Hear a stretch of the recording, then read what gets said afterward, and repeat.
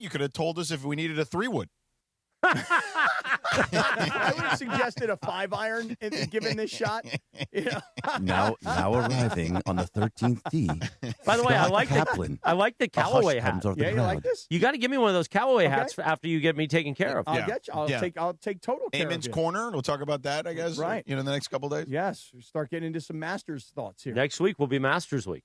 I started it yesterday with my outfit. Yeah. You look like you were ready to caddy at the Masters. I apparently look like I'm ready to caddy at the British Open. Yeah, the JM Eagle. It makes me look like I'm dressed because it's cold. Cold, right? yeah. But I mean, when I leave my house in the morning at like 4:30 a.m., yeah, even if it's not cold, I think it's cold. Dude, I was up at 3:35. I tossed and turned for almost 2 hours, and I was like, all right, well, wait, what time was your? Do you set an alarm? I do. What time? 5:30. Okay, my alarm was set for 4:15 a.m. At 3:57, I saw my phone and went, okay, I've got more time.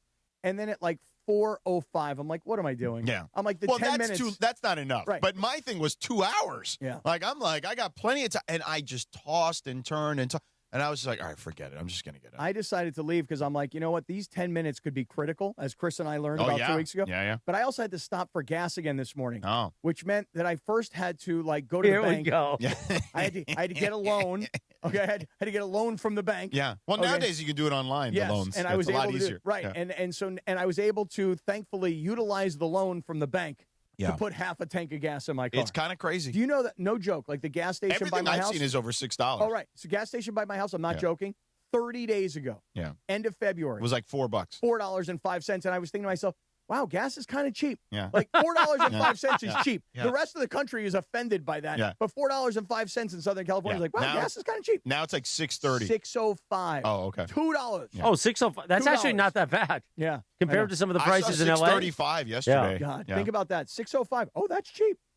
I mean, even Costco. It's not even worth going to Costco anymore because the difference between Costco and Shell is so minimal. Right, and you got to wait a long time. And the time, right. Yeah. I think you need to start writing the price of gas on the whiteboard. That could be a bit. Yeah. Just in the corner, price per gallon. Right. And the date so that you know as it's going up. Right.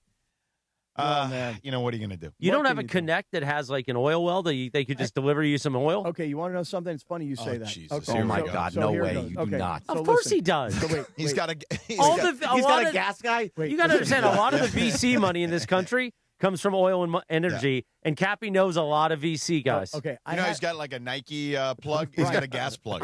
I had a gas plug for a long time. What are you laughing at? He will spit his coffee out. Right. I had a gas plug That's for a so long funny. time. Okay. It's just a funny sentence. Right. But let me tell you what happened to the gas plug. So I had this buddy of mine who worked at a place. I won't say the name of the place. I don't want to get anybody in any trouble. Yeah. Right. And part of working at this place was the executives of this particular place utilized a gas tank on the company's facility. On the premises. But it was only the top executive. Right. So CEO, CFO, CMO. Right. Top guy. C-suite. Yeah, C-suite. I'd say like 6 to 10 people had access to this gas tank. Right. Of course, I gained access to said gas tank. And now, when the first time you went to this place. Oh, the first time I went, I was like looking around like, God, I hope nobody sees me doing this because I could get in trouble. They could get in trouble. Nobody should see me doing this. Yeah. But I had like proper identification, even though I didn't work there. I had like a key fob so I could get around the place, right? Like only because one of my closest friends was one of the executives there, you know? And, dude, I had this gas thing for probably, I'd say a good 3 years or so. How long ago was this? This is probably 5 years ago. Yeah. You know? So now no I wonder really you were happy driving up and down all the time back then. No problem. Now, let me tell you. You ready for this? Listen. During the early days, he was fine driving up a million times. At all. No problem. Let me tell you this right now. He was getting gas for like $1.99 or something. No. Free. Zero. Oh. That's amazing. Zero. Wow. What about the taxes on it? Oh, wait. And no, super, I probably shouldn't bring that part up. Super, 91 octane. Oh, okay. This the big wasn't pipe. some 87 that I pay for now. This was 91. You pay 87? I buy the 87. Well, he drives an American car. Those nice cars, though, you got to put good gas. But they actually prefer the 87 in a lot of Cadillacs. Is that right? Yeah. Well, I have a Cadillac as well. So. I didn't know that. So anyway, I lost this gas plug. I wouldn't know. I'd charge. Yeah. Well, you have an electric caddy. Yeah. We're still on the fuel fuel base. base. Today, easy charge. Oh, no problem. Although one of them was broken, literally broken. It wouldn't even connect. Oh, too bad. Do you charge next to Tommy's caddy, his Vistic? No, I'm in that same general area though. He's not here yet. His V6 from Cadillac at Beverly Hills is beautiful. The red one, yeah. Yeah. It's really you nice. charged 2 days in a row? I had a lot of driving yesterday. No. It wasn't just here and home? No. Okay. Had to move He around. had to drive down to San Diego. Congratulate Sliwa on that new. Whoa! Sorry. Man, you wanted to get that in early. Oh, I wanted to. Yeah, wow. I thought we were going to at least wait to the YouTube hour. Oh, my goodness. Hey, hold on. Just to give Slee a high five, huh? Congrats to him. Yeah, good for him. good for He him. wanted to be in San Diego. Hey, he retired. I mean, basically, nobody's going to hear him on that station. Will you stop? Well, you knew I was going to. Anyway, Cappy texted the All right. story at 4:15. I didn't even see it. Let me tell you something. Speaking of We've been 4:15 percolating on this thing for I heard 3 you hours. talking about the lady from the trumpet lady who's coming on. Oh, yeah, that's tomorrow. Speaking of 4:15, just Is it tomorrow or Thursday? what's tomorrow?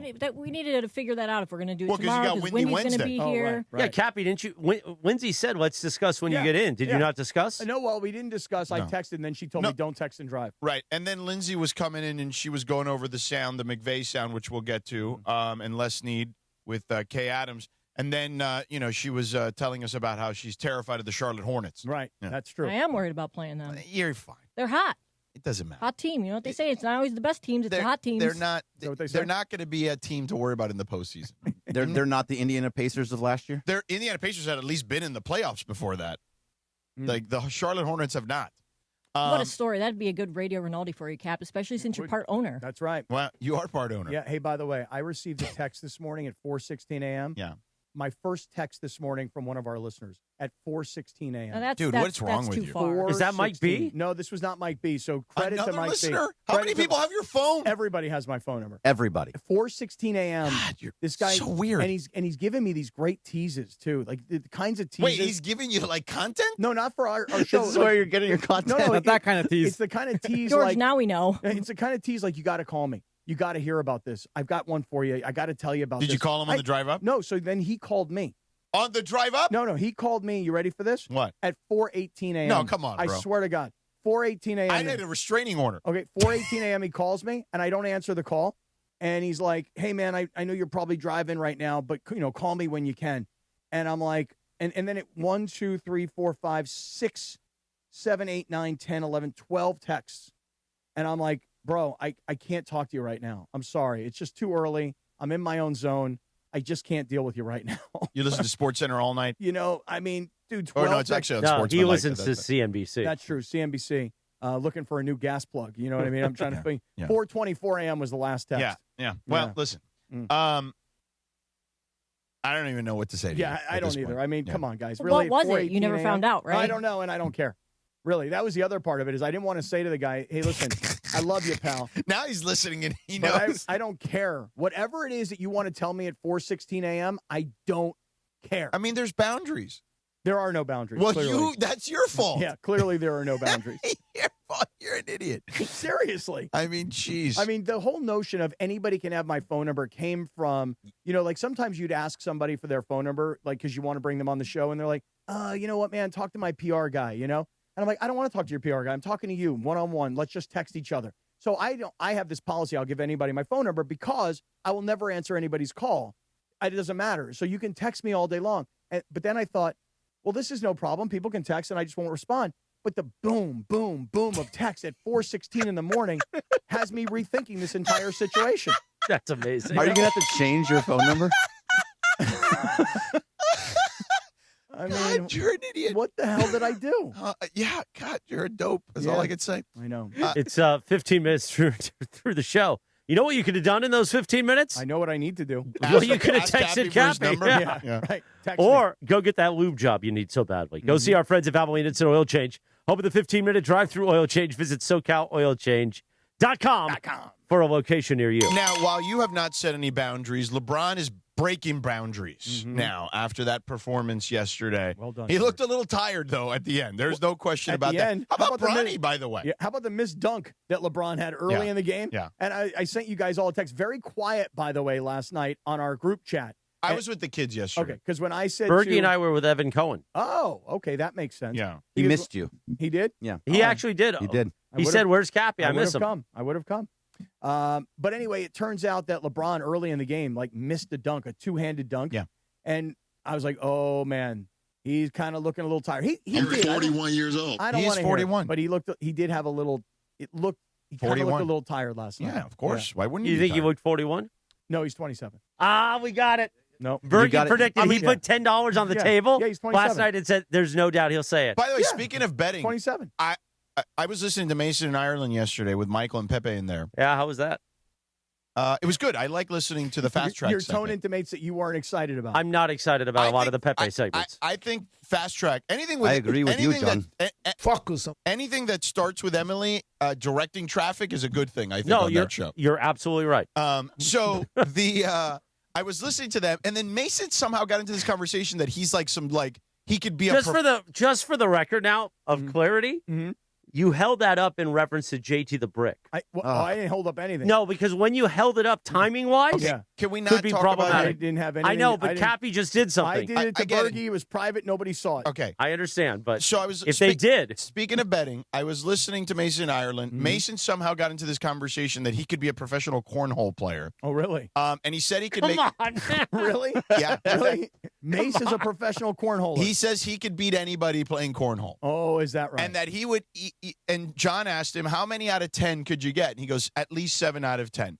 So Michael bet him $100 that he couldn't do 7 out of 10. So they were trying to get Reese or someone to set up a cornhole. So I'm listening to this. So I pull over and I text, I got $100 on this that you won't make, that Mason will not make 7 out of 10. And No he's got to chance. do it from the professional distance of 27 feet. I mean, come on. This is. How did you know it was 27 I Googled feet? it. Oh, okay. Okay, good. Oh, you mean you weren't watching cornhole on ESPN and you didn't know that? On the Ocho? I Googled what is the professional distance for cornhole in the Professional Cornhole League, which we air on the Ocho or whatever. By the way, I don't give Mace credit for a lot of things, but I think he's very good at cornhole. Oh, really? You think so? I think so. What tells you that? I just get the vibe. Really? About 60%. I think he can hit that 27 feet. That Yeah, he but- tosses bags? Quack, quack. He tosses their bags. Beanbag. They're Yeah, beanbags. This one's not on me. They're beanbags. I mean, at least George is finally getting a couple of quacks on his own. They're beanbags. Yeah. Yeah, we're just a couple of guys messing around. That's what we are. So you think that Mason is good at tossing bags, and you think that he's I world gotta class leave. at cornhole. I just want to make sure I'm getting all of this straight, okay? He says he could be a professional cornhole player. And he said he can get 7 out of 10. And I said it's got to be 27 feet. But 7 out of 10 where he gets it in the hole? Yes. He can't get it in the hole that many times. He says I 7 don't out care of 10. what kind of cornholer So- he so is. did they it's do it? hard. No, well, I guess they didn't. But Michael texted me after I text a group of Emily, John, Mace, and Michael, and Michael's like, "We're all in this together." Mason is going to have to do this at some point. There's no way he can do 7 out of 10. We just got a text from Jason Roberts, our MC. Yeah. He said, I almost spit out water when I laughed to you saying he's a professional. That's what we do on the morning drive for you. We're going to make you spit That's stuff. what he said. He could be a professional cornhole player. So Don't we have, Carlo, don't we have a cornhole set? Did he do. spit? yeah, but you got to do it from 27 feet. Right, I don't and know if do we it got right here in long the enough hallway. distance Oh, yes, here. 100% Did right he down the spit hallway. on him? Yes. Plenty of space there. 100% here This in is the the hallway. hallway Marcellus raced John one time. Yeah. Oh, yeah. That's right. Marcellus He got that chicken winged buffalo him. He butt, chicken though. wing John. Marcellus got that big trunk, though. How's John Marcellus? almost got killed into the wall. Can Marcellus toss a bag? One time Marcellus did like this, like a little dip to me on a Friday. I went flying into the wall. Yeah. Oh, really? He's such a strong man. He's a big humongous. dude. But anyway, yeah, so let's do it here in this Yes, hallway. 100%. Let's have it set up for today. Carlo, we have a cornhole? Yeah, we Yes, do. let's do it. Let's have it set Because up he's for going to today. owe me and Michael $100 if he doesn't do it. He'll donate it to charity. Yeah, That's what he'll he does. donate All right. He does have a charity that he's working with right He'll now. make you donate it to charity in his name. Yeah, What Lindsay, did- if he what did loses- Ramona you're do? always talking about, washing money. He's Oh, got a laundering charity. money? Oh, stop. Emily just texted Look at me. Lindsay defending Mace. This is an odd This turn is of interesting. events. I This just, is crazy. you know. All right, what did What a Emily day. say? Emily said the cornhole we have at the office is broken. It's why we didn't, and there were no bags. Oh, okay. We got a Carlo, broken we gotta figure that cornhole. out. And we have no We got a bags. We got broken broken cornhole and no bags. No bags to toss? No bags All right, for Mason let's, to toss. That's amazing. Let's cleanse the palate. We'll do sports in 3 minutes. We did some sports. We Yeah, talked we did a about the little bit. Dodgers and we talked about the Lakers LeBron? for a second. Yeah, this is We a good talked sports about segment. Mace's bags. But the That segment is going to poor Marconi. This Not must only that, be that's right playing here. 4 times on Saturday. For sure. Yeah, Yeah, no 100%. That's how you But start Saturday. it's good cross-show promotion, Right. too. Right. We don't get to promote with each other very much anymore. How come our I bet you cornhole's Mason broken? misses us. You think Mason misses us? Oh, there's no doubt he I think misses so, us. yeah. Every time I see him, he And gives it's me a not big a hug. shot at Travis and DeMarco. I just think the four of us, well, really the three of us. John also participated. But the four of us. Wow. I mean, you're on fire today. I mean, John. First Mace, now Ireland. No. Just hitting all of them. Be honest. John doesn't care if we were in there or not. John was like, wait. But that's not a shot at John. 3:12. We're gone. Yeah, John was like, whether we were there or not, it didn't matter to him. He still had to do what he had to do. Like, Mason He'll enjoyed just sit us and being watch in there. the corner. It's okay. He's a sicko that likes to watch Right, in the he corner. does. Yeah. Quack, quack. Wow, we're off to a hot What if I'm a start today. sicko that likes to watch? Well, 7:22. Good morning. we had a thing. What? We had a thing. The four of us during crosstalk. Yeah. For Hey. many years. Hey, I like it when update. it's four of us Update. rather than just two of us. I like that. Stephanie Alexander just texted, since Chris, I'll leave that part out. Why do we have we do have a working cornhole set, and we do have a set of bags I ordered, so we could use said There it is. cornhole set. Thank you, Steph. Thank you, Well, I saw Steph. she texted, but I thought it was going to be romantic. I didn't know it was about the show. Yeah. So I was going to wait till the break. Damn it. Everybody's Evan contributing this ask her? morning. What? Did Evan ask her? Oh, about that? No, I don't think so. I think he's too No, embarrassed. he's freaked out. Yeah. We freaked him out. for Oh, sure. Evan Cohen yesterday. He's left kind of here, a stiff. He left here scarred yesterday. I love him to death. I've known him for 20-something years, but he's a little bit of a prude and a stiff. Hold on, I got to Very start the uptight. bet again. All right, now here we go. All right, go ahead, Don Pardo. Take us out. 7:23. Good morning. Meanwhile, what's on tap today on ESPN LA? The Lakers are back on home court to face the Cleveland Cavaliers. The Toyota Lakers countdown to tip-off with Beto Durant starts at 6 p.m. Oh, man. With tip-off at 7:30, one of those late games. Hear it on your afternoon drive on 7:10 a.m. or in crystal clear digital audio on the all-new ESPN LA app, brought to you by Michelob Ultra. A superior taste worth playing for. The official beer sponsor of the Los Angeles Lakers. Please enjoy responsibly. We're back in 3 minutes, sucker. This is the Sedano and Kap Morning Show. Hey, Laker fans, 2026 is the year of you when you suit up with National University to pursue a career-focused bachelor's or master's degree. Take your best shot with NU's Year of You scholarship and score up to $6,000 annually toward an industry-current bachelor's or master's degree. 4 or 8 week courses, flexible online options, plus free tutoring, career counseling, and more. Apply by March 31st at nu.edu. Terms and conditions apply. Cappy, when I walked into the VisionWorks Brea store, I immediately thought, this is too easy. I know. And the frames are organized by shape and by price, so you don't have to go digging around. Now, Chris, I had the same experience at VisionWorks in Santa Ana. Seriously, why go anywhere else but VisionWorks? Their 100-day guarantee gives you peace of mind, so if you change your mind, for any reason, just bring them back. Buy one, get one free. Simple scheduling, simple shopping. VisionWorks makes it simple. Buenos dias. Mike, in sports, dynasties don't happen by luck. They happen with culture, coaching, and execution. That's exactly how we run Rotolo Chevrolet, with all of those ingredients. So how much of that is why you've been number one 14 years in a row? When you put all those ingredients together and your processes stay in place, you're going to get great results. And if you come to the store, you're going to find out why you're number That's one. what it's all about. Come see what the fun is all about at Rotolo Chevrolet. From the showroom to the service bay, everyone is at the top of their game. Rotolo Chevrolet, built like a champion, driven to win. Visit RotoloChevy.com. At Uline, the prevailing opinion is, if you don't live it, you don't believe it. The people at Uline believe in hard work, and they live it by being there 24/7 to answer your call, having 41,000 items in stock, and offering same-day shipping from 12 locations across North America. Business owners, sellers, buyers, shippers, and packers believe it. Uline is the hard-working, dependable source for your shipping and industrial supplies. Visit uline.com. This college basketball tournament moment is brought to you by Marriott Bonvoy. Fresh off winning 5 games in 5 days to win the 2011 Big East Tournament, the UConn Huskies enter the NCAA tournament as the 3 seed in the West, including a 36-point performance by Kemba Walker in the Sweet 16. The run to the Huskies' 3rd national championship was one of the most remarkable postseason runs in college basketball history. Marriott Bonvoy, where game day checks in. Evan Cohen here. Game day brings the excitement. Your stay should feel just as memorable. With Marriott Bonvoy, official hotel partner of the NCAA and U.S. Soccer, you're connected to a portfolio of brands designed for how you travel. Some offer complimentary breakfast, others give you room to spread out, space to stay productive, or extend stay efforts. So whether you're a traveling fan or part of the team, Marriott Bonvoy celebrates the moments that live on before and after the game. Marriott Bonvoy, where game day checks in.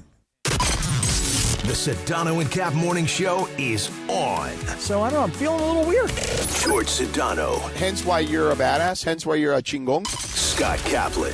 Not like depressed or anything, just a little weird. More Sedano and Kap right now.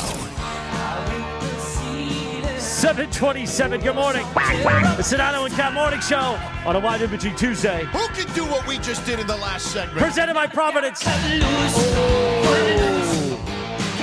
Didn't think you were going to get there. No, he got there. I can get there. I can get there now. Oh, yeah. On this day in 1984. Well, yeah. Right. It's only 6 minutes. The number one hit.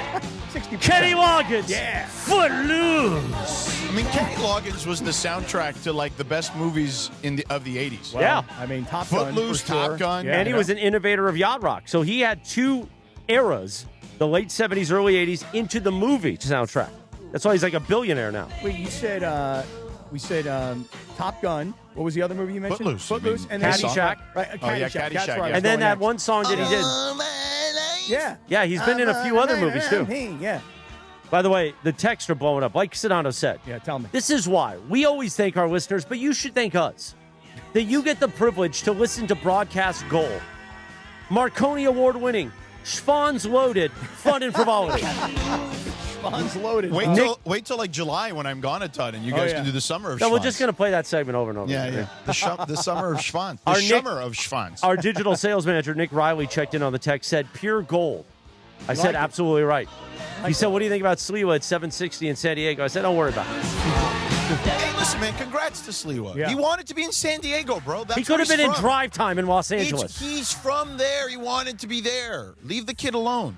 He's a good dude. He is a good dude, and I'm happy for him that he got back into the biz, and I'm glad for him that he's going to get paid money to actually be on the air, which I think is great. And he wants to be in his hometown. Good for him. The only problem is, and take it from somebody who's lived in San Diego a long time and broadcasted in San Diego for a long time. I mean, you were a legend. I mean, Chris used to He's still a image you that legend. way. He's still a Back in the legend day, down there. Right. Well, no, down there. Down yes. there is the key couple of words there.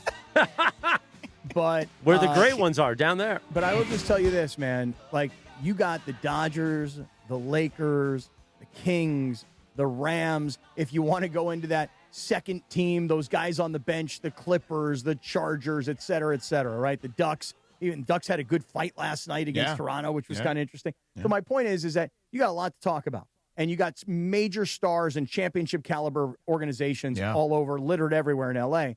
In San Diego, I'll tell you right now, there were times where I was like, what am I going to talk about today? Let me talk surfing today. Let me surfing. Let me get on one of my pro surfer buddy types, Hey, what else is going on? Yeah, I know this guy.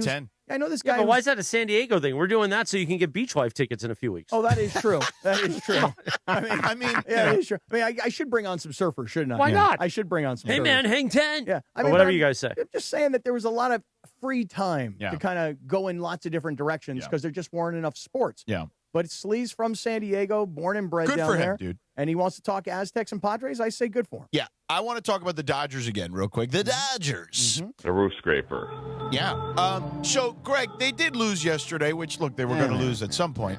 But I would say the positive, Rookie Sasaki actually looked okay, which was not something I thought I was going to say the first time out, considering how terrible the spring was. I mean, I don't even know if we can stress for anyone who didn't see how bad the spring was for him. How bad? Dude, the last start of the spring, no joke, in spring training, the fans booed him on his way off the field. Yeah. You're booing a guy in spring training. Right. Well, I mean, the Mariners fans booed Cal Raleigh yesterday, which is kind of crazy to me. Well, that's kind of a little different story. I mean, that's also insane. The guy hit 60 home runs last year. But they were like, hey, we don't like what you did in the World Baseball Classic. Let's clean it up a little bit. Randy Arozarena, by the way, apologized. All right. Arozarena apologized for his post-game comments. Yeah. He's like, look, you know what? I was really upset. I was hurt. But we're bros. We're cool. Everything's great. But Rosarena apologized for what he had said about Cal Raleigh. So I think everybody was in damage control mode. You know? Yeah, but also think about it. Like, the Mariners are going to choose Cal Raleigh over Randy Rosarena. Yeah, and maybe a Rosarena is a nice guy in that sense, but Yeah, but Roki Sasaki. So there was 3 different times in spring training that he was pulled out and brought back into a game because he was so wild. Yeah. So it was you're right to think that what he did in spring training was going to carry over to regular season. Yeah. Luckily, it didn't fully. His fastball is still just an absolute mess. Yeah. He just has no control of it. But that third pitch that we talked about, his cutter looked good. Was working yesterday. It was working yesterday. It looked good. The splitter was pretty good for the most part. Yeah. So if he can figure out a way to get the fastball to start being used in different spaces so they can offset the other pitches, he's going to be good. But he did not walk a lot, of guys, and that's the most important. So here's the biggest difference in my mind, because he's young, right? How old is he? 24. Right. So he was 23 last year when he came. Think about it. Ohtani, he's the LeBron of Japan, Japanese baseball. Like, you know what I'm saying? Like, everybody knew this guy was coming, like that this guy was going to be awesome, right? Like, there's no issue with that. Like, everyone kind of knew that. Yamamoto had been a star there for a minute. 3 times Cy Young, whatever they call it over there. He'd been a star there for a minute, okay? This kid was an upside thing, you know what I'm saying, in a lot of ways. And there, so there's a different level of maturity. Like, younger people, dude, you have kids, like, you get it. Like, you have older kids too. Like, kids can get in their head very quickly, especially these days. Well, when you're 23 years old and you didn't have what Ohtani had, remember, Ohtani showed up and went to the Angels, and it was to kind of work his way in. It was his preseason, so to speak, over the course of, God bless you, of however many years he played. What was it, 7 or 8 seasons he played? I think he got like a soft opening. Exactly my point. Yeah. It's like, hey, it's pretty similar actually. Which part? But the fact that he came over with a minor league contract, Ohtani came over with a minor league contract. No, but Ohtani played in a place where there was no pressure. Sure, okay, I get that. He did, but Ohtani was also, like I said, he was LeBron. Like, in Japan, everyone anointed him at a very young age to be the next Sadaharu or whatever. You know what I'm saying? Like, they anointed him a long, long time ago. That was not the case with Sasaki. No, but Ohtani got the benefit of going to Anaheim, and he didn't walk into the pressure cooker of L.A. 1,000,000% agree. And the same with New York. Right. He walked into Anaheim, where there is no media, and nobody's covering you. And by the way, nobody really cares if you win or you lose, and he can just go out there and do his thing. Sasaki walked in as a kid. Remember, we talked about how Luka showed up in L.A., and he was shell-shocked? Yeah. But as much as Sasaki made the decision to come, it's still shell-shocking when you're 23 years old, you're Japanese, you don't speak the language, great. You're showing up in the pressure cooker and expectations of winning a World Series, and you're in this kind of a media market. Right. Yeah, he's a child. He is a child. So, I mean, and he wound up having kind of a weird year last year because things didn't go good in the regular season. But it helped in the postseason. And then all of a sudden, in the postseason, the guy becomes a superstar, and now he's kind of back to the spring training wasn't good. And it's not like he was awesome yesterday. He was just better than he had been he was okay in spring training. Right, but okay is good right now. Massive step up. Just wanted to let you guys know, as much as I love my Gardos, I would say like 4 through 9 are like borderline minor leaguers. We are not fielding a major league team. So don't get too excited. They're still major league Don't ball get too players. excited. Yeah, I was just saying. Okay, I get it, but I still feel like he still struck out Jose Ramirez. You're right. And Chase DeLauder struck out. Cleveland does a good job of turning over a lot of good minor league players. They do a good job with their farm system. So yes, they are a lot of minor leaguers, but they turn that over fairly regularly anyway. You know what I mean? But to Lindsay's point, she's right. I mean, a guy like Austin Hedges has never hit in his entire career, and he had 2 hits last night. I mean, the kid, Messinger. Yeah, I don't know how they where they find these pitchers, but he was unbelievable last night. Like Shane Bieber, there's so many guys that just they pluck out of nowhere. Tanner Bybee, and they're Cy Young winners or candidates, and it's just like where do they find these guys? They do a great job with their farm system. Mostly they're pitching. I feel like they're too cheap to pay the minor leaguer, you got like Chase DeLauder, and like that guy, he should have been up here. For Cleveland, though, would you rather pay Jose Ramirez or let him go and pay a whole bunch of other guys? Oh no, I'd rather have Jose exactly. Ramirez. So that's what they're doing. Yeah, He's one of the best players in the sport. Right. Yeah, he right. took.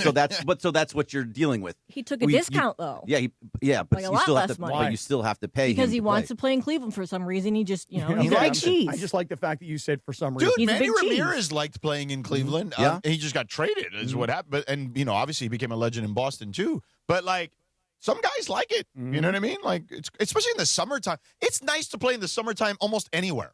Like that's the thing about baseball. It's not like in basketball it's like a winter sport. Like you go to some of these towns and you're like, bro, this is rough. And it's snowing. Like, it's brutal. But, like, baseball, it's nice everywhere for the most part. Yeah, but the thing for Roki Sasaki, though, is that last year showed me a lot that he could be that guy, that he had a really tough start and then turn it all around and be good in the postseason. So the fact that he's talented. There's no question. Exactly. So the fact that he was bad in spring training and turned it around a little bit when it actually mattered, when the lights actually turned on brighter, that gives me confidence that he's going to be able to figure out even more moving forward. It's not a bad start. I mean, 4 innings, I think it was 4 strikeouts. Yes, there were 2 walks. He did take the loss last night. But again, he was wild. He was all over the place. Given the way he came out of spring training versus the way he pitched last night, I'll take it all day. Night and day better, even in the Dodgers' first loss. Yeah, I mean, even Doc went up to him afterwards, kind of patted him on the chest, like, hey, great job. You know what I mean? Like, Dave, to his credit, I know you gave him grief for a long time, Chris. He is an excellent manager of personalities and egos. There's no doubt about that. He has magical hugs. He hugs guys, and they all get better. It's true. He is an incredibly likable human being. Well, I mean, listen, players respect the fact that he had a real playing career. Correct. Okay? And he's paid his dues, right? Like when you look at this manager from the San Francisco Giants, that's why so many former Giants players seem to be, and other people in baseball. Buster Posey was the one who hired him. Right. But they actually blame, there's a guy who's been like the president or the CEO of the Giants since like the early 90s. Brian Sabian? No, what's his name? Bear. B-A-E-R. And the people of San Francisco seem to look at him more than Buster Posey. Maybe it's because they love Buster Posey. Right. Because he was a great player. But Buster Posey had to be in on the hire. I'm sure. But still, he's the president of the team. People are offended. I say people, baseball people are offended. Like, how do you take a guy who was a college manager and give him your major league team? If you put him in Double-A and he started to work his way through the system, then people would understand. And that's Dave Roberts. Yeah. Dave Roberts did not go from player to manager. Right. Dave Roberts really did put on the uniform, sit on the bench, coach a base, be a bench coach, etc. Although, by the way, we've seen plenty of guys have success just jump, like Alex Cora won a World Series. But if you talk to people around baseball, they knew Alex Cora was going to be a manager for sure. Even Aaron Boone, right? I mean, his dad was a manager, Bob Boone, for the Angels many years ago. You know? I remember when Brad Ausmus became the manager of the Detroit Tigers, and he had never managed anything before. I mean, he managed his kids' Little League team, but they immediately installed him. So it can happen in baseball as it has happened for J.J. Redick. But the point is about Dave Jason Roberts. Kidd, there's been a number of a few guys that it works Dave for. Roberts, though, is a guy that players respect. Yes, for sure. And really, this has been his only managerial job in the major leagues. I mean, I guess if you wanted to say a couple of games for the Padres interim, right? But this is his team. He's part of the fabric of this organization. Yeah. And he's a Hall of Fame Dodger manager. There is no doubt. You hear that? He is now. Well, yeah, obviously. Won 3 World Series. Okay. Yeah. Respect it. Well, Oral Hershiser should be in the Hall of Fame, not Clayton Kershaw. Oh, no, Clayton Kershaw's walking in. Well, he is. First ballot. Guess what? He can moonwalk in. I hope what are you talking about? I hope they played the highlights of him choking in the playoffs 3 years. Oh, wow, really? Speaking of moonwalking, I'm seeing a lot of commercials now for this Michael Jackson movie that comes out here in late April. What Michael Jackson movie? Oh, really? Wait, you mean to tell me I know something in pop culture that you don't know? Oh, no. I feel so cool. I have no idea. It's because you watched Peaky Blinders, that's why. Well, I watched Peaky Blinders, but I feel like every time I watch a game now, I'm seeing a TV commercial. Is it like a theater release or like a Netflix thing? I think it's a movie. Yeah, Antoine Fuqua has directed it. Oh, really? Wow. Antoine Fuqua. Oh, okay. Yeah, and who plays Michael? I don't even know who plays Michael. Shamon. I don't know.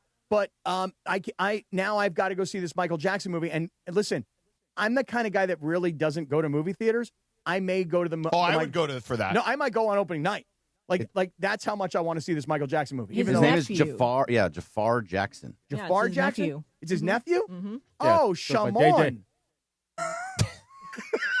What? I don't think he looks like him at all. Well, they made him look like him. I don't think I don't so. think that's an exclamatory Do you know sentence. who Antoine Fuqua is? Antoine Fuqua. Yeah, Who's he the play director. for? No. Oh, no. He directed Training Day. Yeah. Oh, really? Yeah. Training Day. Yeah. With Denzel I and got Ethan that. Hawke. Yes, that I understood. It's Ethan Hawke's birthday, isn't it? Is It it? is? I feel like it Is is. it? I feel like I I like remember Ethan Hawke. seeing Kind it. of an underrated Evan, actor. you mean Evan Oh, McGregor? I was close. Evan McGregor, Ethan Ewan Hawke. McGregor, Ewan. Ethan Same Hawke, guy. same thing. Oh, Ewan McGregor and Ethan Hawke are not the same. Who's Ewan Ewan McGregor is British. I knew it was an E. Ethan Hawke is not British. Is Ewan McGregor the guy on NBC that hosts the NHL stuff? No, he's Footloose. no, Is he in he's Star Wars? Star Wars. He's yeah. Is he really? he's, Obi-Wan Kenobi. Obi-Wan Kenobi. Yes, yes. Like in the Young- original In- Star Wars? no, The no, young one. Episode Ben 1. Kenobi. Episode 1. in the second generation version, the original, wait. the first 3 episodes. Oh, I was going to say pretty old guy, huh? Yeah, no, not that guy. Not 4, 5, and 6. 1, 2, and 3. 4 or 5. Wait, that doesn't work? Okay, no. Okay. Although there's a new thing the kids are doing. My kids were talking about it yesterday, and Tell my me. daughter was saying, "Don't let him say that." Tell me what it is. I don't so know what it was. Because I need to know how to It was ruin some goofy saying. I don't know. What You know it what's was. interesting? Evan Cohen last night in the suite asked Bergie and I, he said, do you think the show would be better if you guys were together more? And I actually said, you know, it's great when we're together, but I think we would all kill each other if we were together 5 days a week. Yes. So it actually works. But now after today's show, I think it's pretty amazing when we're all together. I got to be honest. I think it's still pretty funny when we're not together, though. Just saying. Yeah, what are you saying? I mean, I still think we would kill each other, but it's pretty magical when we're all together. It is magical. It's great to be with everybody. I can tell you that right now. I love you guys. I miss you guys when we're not together. Well, I don't know about that. Well, no, Chris, you are a. You're Why are you turning this at me? I was trying to be complimentary. No, I know. It's all positive. I We're know. moving negative. But I think you're I think you're more aggressive when we're not all together. What do you think of that? Yeah, you know what? That's true. I agree with that. That's true. I do think you're more aggressive. Well, you don't think I'll say that you're a No. small market hack take you to your face? No, it's not that you wouldn't. It's your tone is more aggressive, is what I would say. But in the meantime, let's talk about something that is not aggressive at all, which is pizza. Oh, I would love to talk about pizza. Well, you're busy trying to get the read. Who, me? Yeah, I can no, see you No, scrolling. I wasn't. I actually, And I by didn't the way, even look. the owners' meetings are going on in the NFL. I'd Right. love to talk about Sean McVay and Les Snead have talked recently. We need to get into some of this stuff. Okay. All right, let's do that in a few moments. Okay, but let me talk about Pizza Hut. So you've heard me talk about Cap versus the app. And you know that I have my technology issues. In fact, yesterday I was trying to talk to a friend of mine about how do I use a green screen on an Instagram post?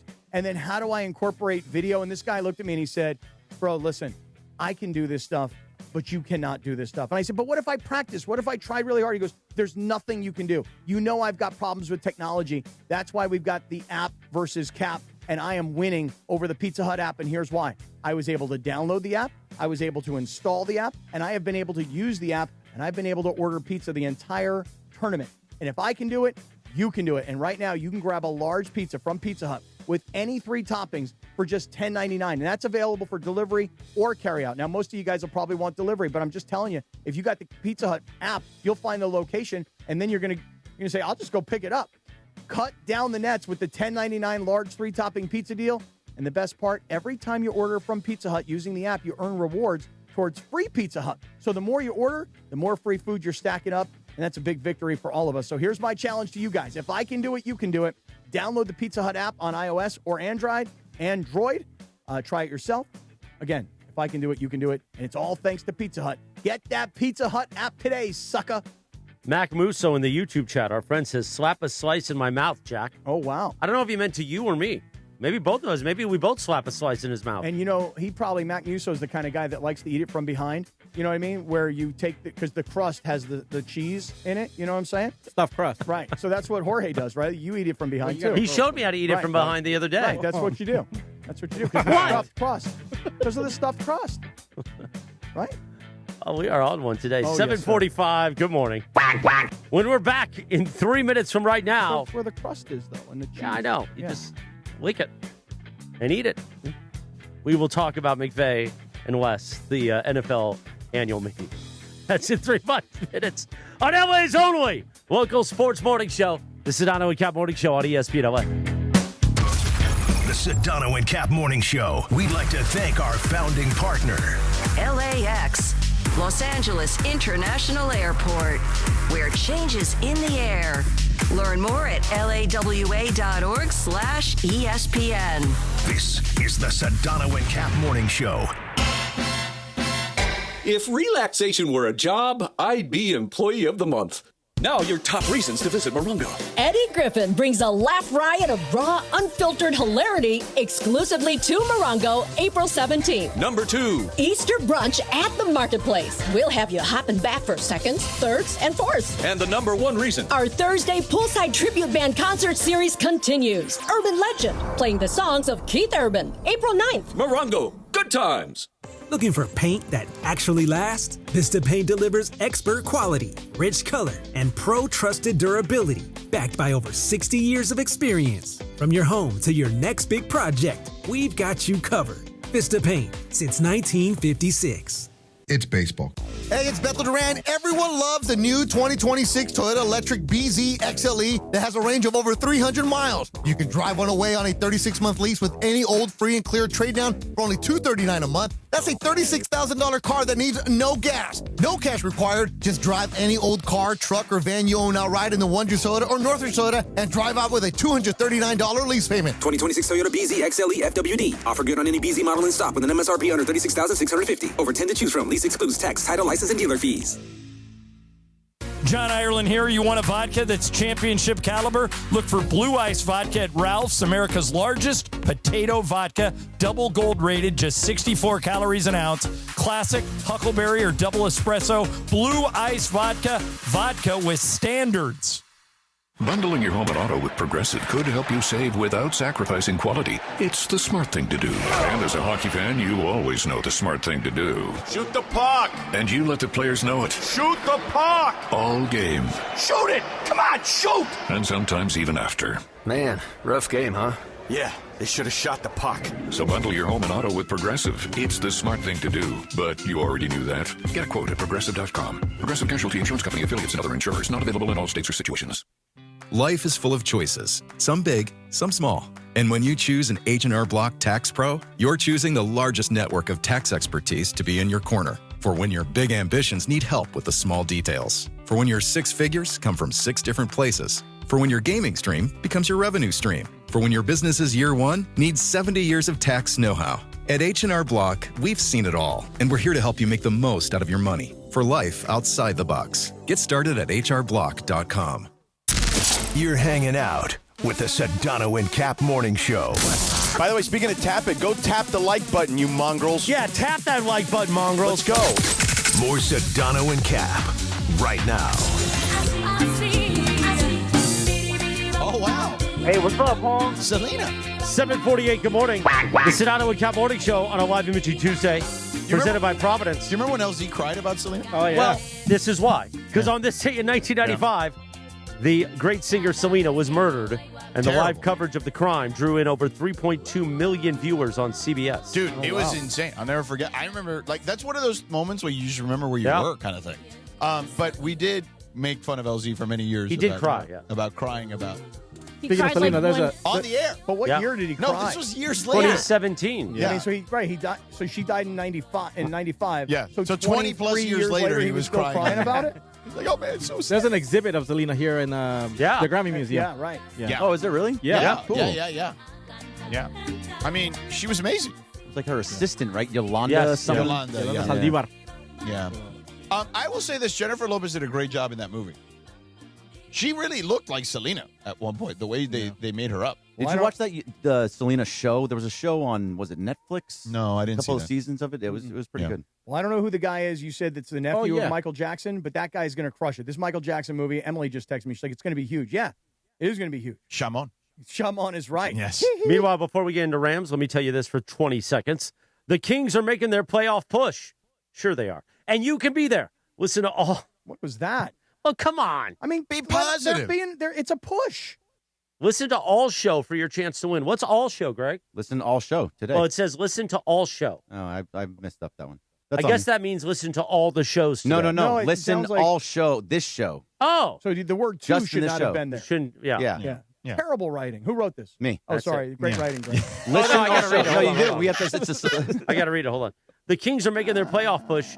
Sure they are. And you can be there. Listen all to this show, the Sedano and Kap Morning Show, for your chance to win a pair of tickets to see the Kings take on St. Louis on Wednesday, April 1st. Oh, the Blues. That's tomorrow at 6 p.m. Watch the Kings. Yeah, so will I. They should beat the Blues. I mean, they're terrible. I can show you how to eat the stuffed crust from behind.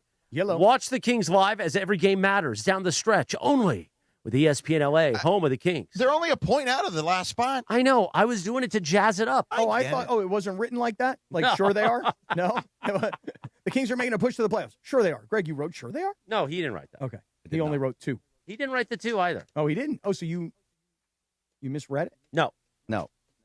I changed things and left the 2 in there. It was on me. It's okay. Man, come on. You got to proofread. It's okay. When I do something wrong, I say I did something Listen, wrong. you can write copy for Sliwa in San Diego one day. Wait, can I just ask one quick question before we get to the Rams? Did you write Come this on, give and me you a just- laugh. That was funny. You just left it. So you actually wrote it and then printed it for the man. he didn't proofread it. You didn't, why don't you feed it to like ChatGPT and go, hey, I just wrote this. Maybe you spice it up a little bit. What about Claude? I thought you were a Claude I'm a Claude guy. By the way, I'm a Claude guy. because of By you the way, guys, I tried to access Claude. Yeah. It's so confusing. My guy, Evan Garcia, a buddy of mine, our kids play sports together. He's big on Claude. It's so much better than ChatGPT. My new thing now with Claude is they've got something called co-work. Yeah. And I'm not sure exactly what I'm supposed to do, but it says let's knock something off your list, and then it says how can I help you today? And then it gives you choices. You want to optimize my week, you want to organize my screenshots, you want to find insights in files. Claude has an app too? Oh yeah. Yeah. And the best part of it is like if I'm doing something on my computer, but I don't have my computer in front of me, I just go to the Claude app on my phone and boom, it's all right there. Yeah. Oh my I'm God, training my saving hours. GPT to write the liners for the fall, so I'm feeding it constantly. So I should you use taking Claude. Greg's job away? You need to use cowork No, for that I write the because liners. Otherwise, it won't remember. I'm trying to make my Oh, job yeah? easier. Oh. Yeah, they all And- get written, and I put them into a grid. No, these are separate liners. Those liners. Okay. The liners I write that you always make fun of. Hey, it's Sedano. You're listening to Rams football, Yeah. right? I'm training it so he can do that for me. Oh, okay. Because I write those. Yeah. And you rip them. I do. You rip them. I do. It's like, okay, here we go. Well, yeah. We pay a lot of money for these rights. Okay. So we might as well promote our shows. We in them. promote them here all the time. Speaking of the Rams, let's talk about the Rams. Let's do it. Les Snead, Sean McVay, a bunch of conversations. Kay Adams, they've talked to the media at large at the owners' meetings in Phoenix. So the backup quarterback situation, I think, is always interesting, right? Because they've had Jimmy Garoppolo here the last couple of years, which we think is brilliant, right? I mean, super brilliant for Jimmy Garoppolo. He made $10 million, didn't get a scratch, never had to play. Right, but he played the preseason a little bit. But the reality is with a guy who's older and Stafford, you want an experienced guy because at least if he's only out for a little bit, he can keep you afloat. But there was a new name that surfaced. Obviously, they'd love to keep Jimmy G, but a new name that surfaced that has some familiarity with Sean McVay. Let's take a listen here.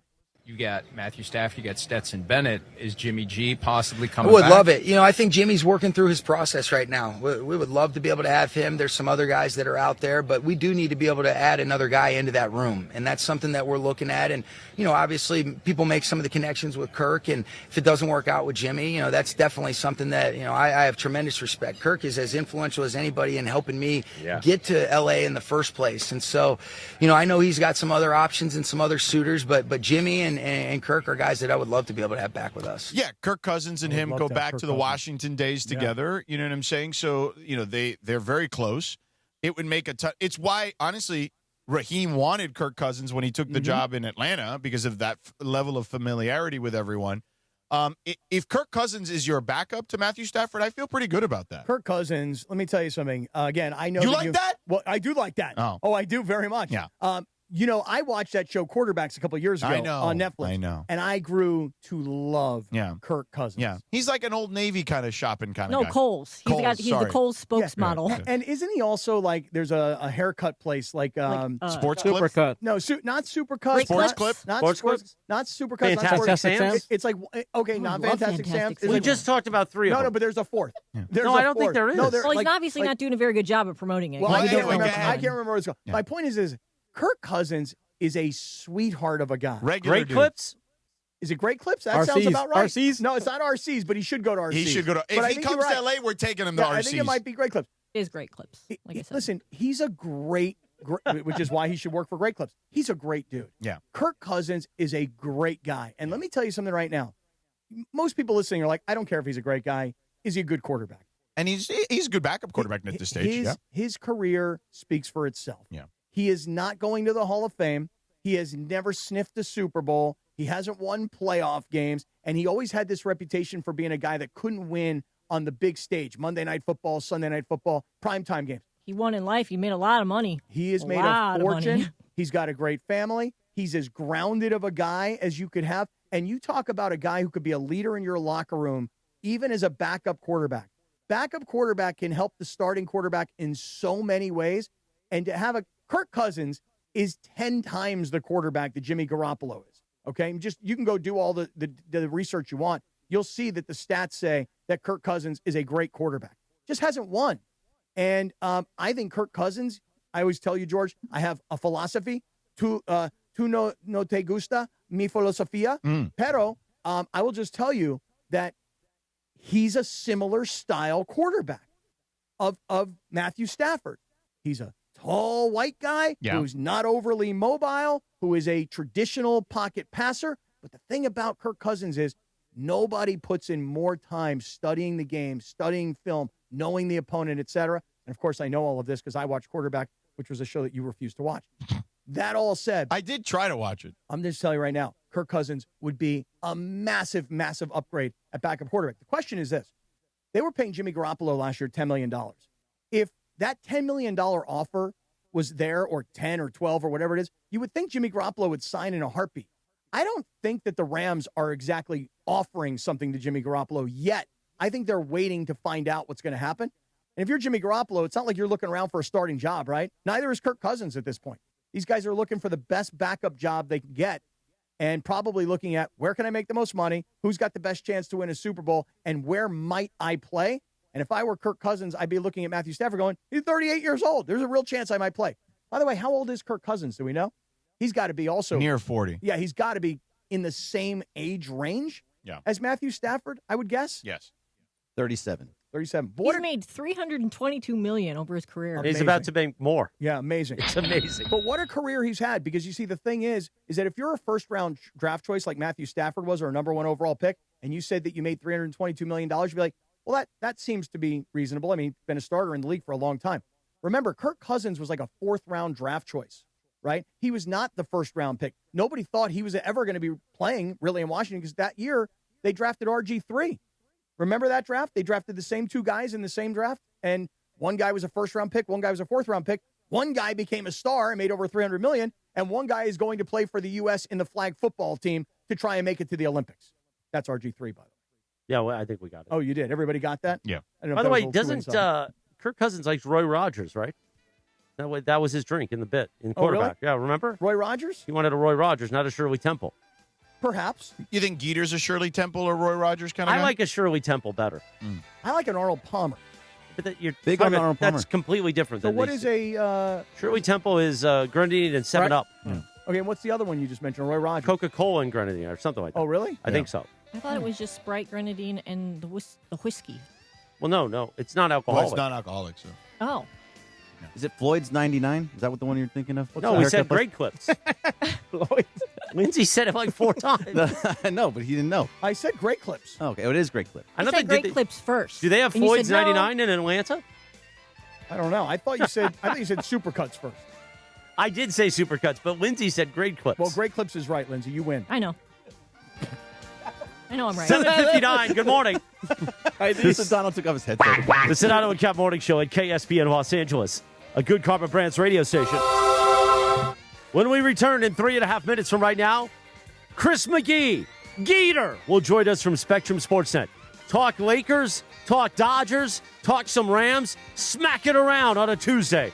That's next on ESPN LA. The Sedano and Kap Morning Show. Hey, Laker fans, it's time to team up with National University for an affordable, achievable bachelor's or master's degree. Choose 4 8-week courses and call timeout anytime. You need free tutoring, career counseling, and more. Plus, NU has a generous transfer credit policy and offers year-round enrollment. Best of all, our Year of You scholarship awards up to $6,000 annually toward an industry-current bachelor's or master's degree. Apply by March 31st at nu.edu. Terms and conditions apply. March is Truck Month at George Chevrolet. And for a limited time, John Good is offering GM supplier pricing on all new Silverado 1500 models. That's below factory invoice. Save up to $10,000 off MSRP on select 2026 Silverado 1500 trucks. Or lease one for just $399 a month. Visit John Good for a great deal off the 91 freeway at the Lakewood exit in Bellflower or at georgechevy.com. Chevrolet, together, let's drive. Supplier pricing and savings on select models. Lease offers for qualified buyers with approved credit through GM Financial. Plus tax, title, license, and fees. Offers at 3/31/2026. For full details, call 866-949-4805. Change is in the air at LAX. Los Angeles International Airport's automated people mover trains are rolling soon as part of LAX's ongoing investments in improving your travel journey. The new trains will quickly move guests between all terminals. The new consolidated rental car center, metro trains and buses, and economy parking in 10 minutes or less. Departing every 2 minutes, they'll help approximately 30 million passengers per year. Learn more at lawa.org/ESPN. That's lawa.org/ESPN. Hey, what's up, home? Hey, it's Mace here for Cosm. And March Madness isn't meant to be watched. It's meant to be experienced. At Cosm, you're not just watching, you're in the game, wall to wall, LED, every dunk, every buzzer beater. You can lock into the tournament mode inside the dome. You will feel like you are courtside. Set it up with VIP all-inclusive food and drinks, and yeah, they'll deliver it straight to your seat. Or rally the crew in the hall with every game on all at once. March Madness lives at Cosm. Be there.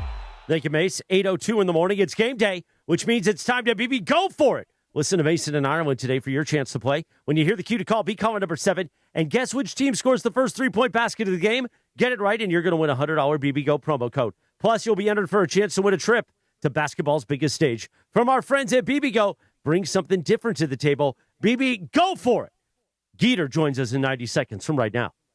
Hey guys, it's Sedano. March is about making bold moves. So why are you still sitting on those old floors? Upgrade your home with the #1 seed in flooring, Hernandez Wholesale Flooring. Millions of in-stock options in hardwood, laminate, waterproof vinyl, carpet, and turf. With true wholesale pricing year-round. First responders, military veterans get extra savings, and if you find a lower price anywhere, they'll match it. Visit the showroom next to Commerce Casino off the 5 freeway or visit HernandezWholesaleFlooring.net. No games, no gimmicks, because no sale beats wholesale.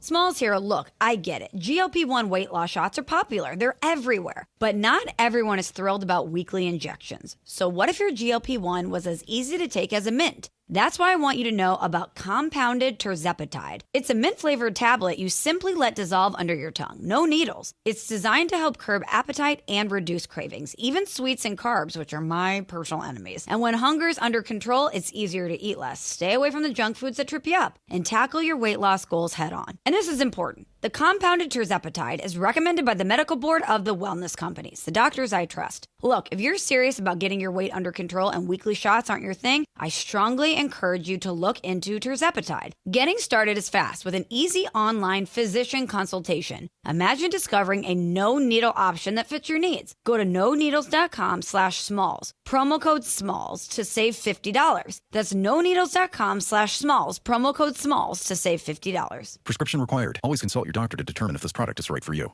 Hey, this is Rich Eisen. You're starting your day with the Sedano and Kap Morning Show on ESPN LA.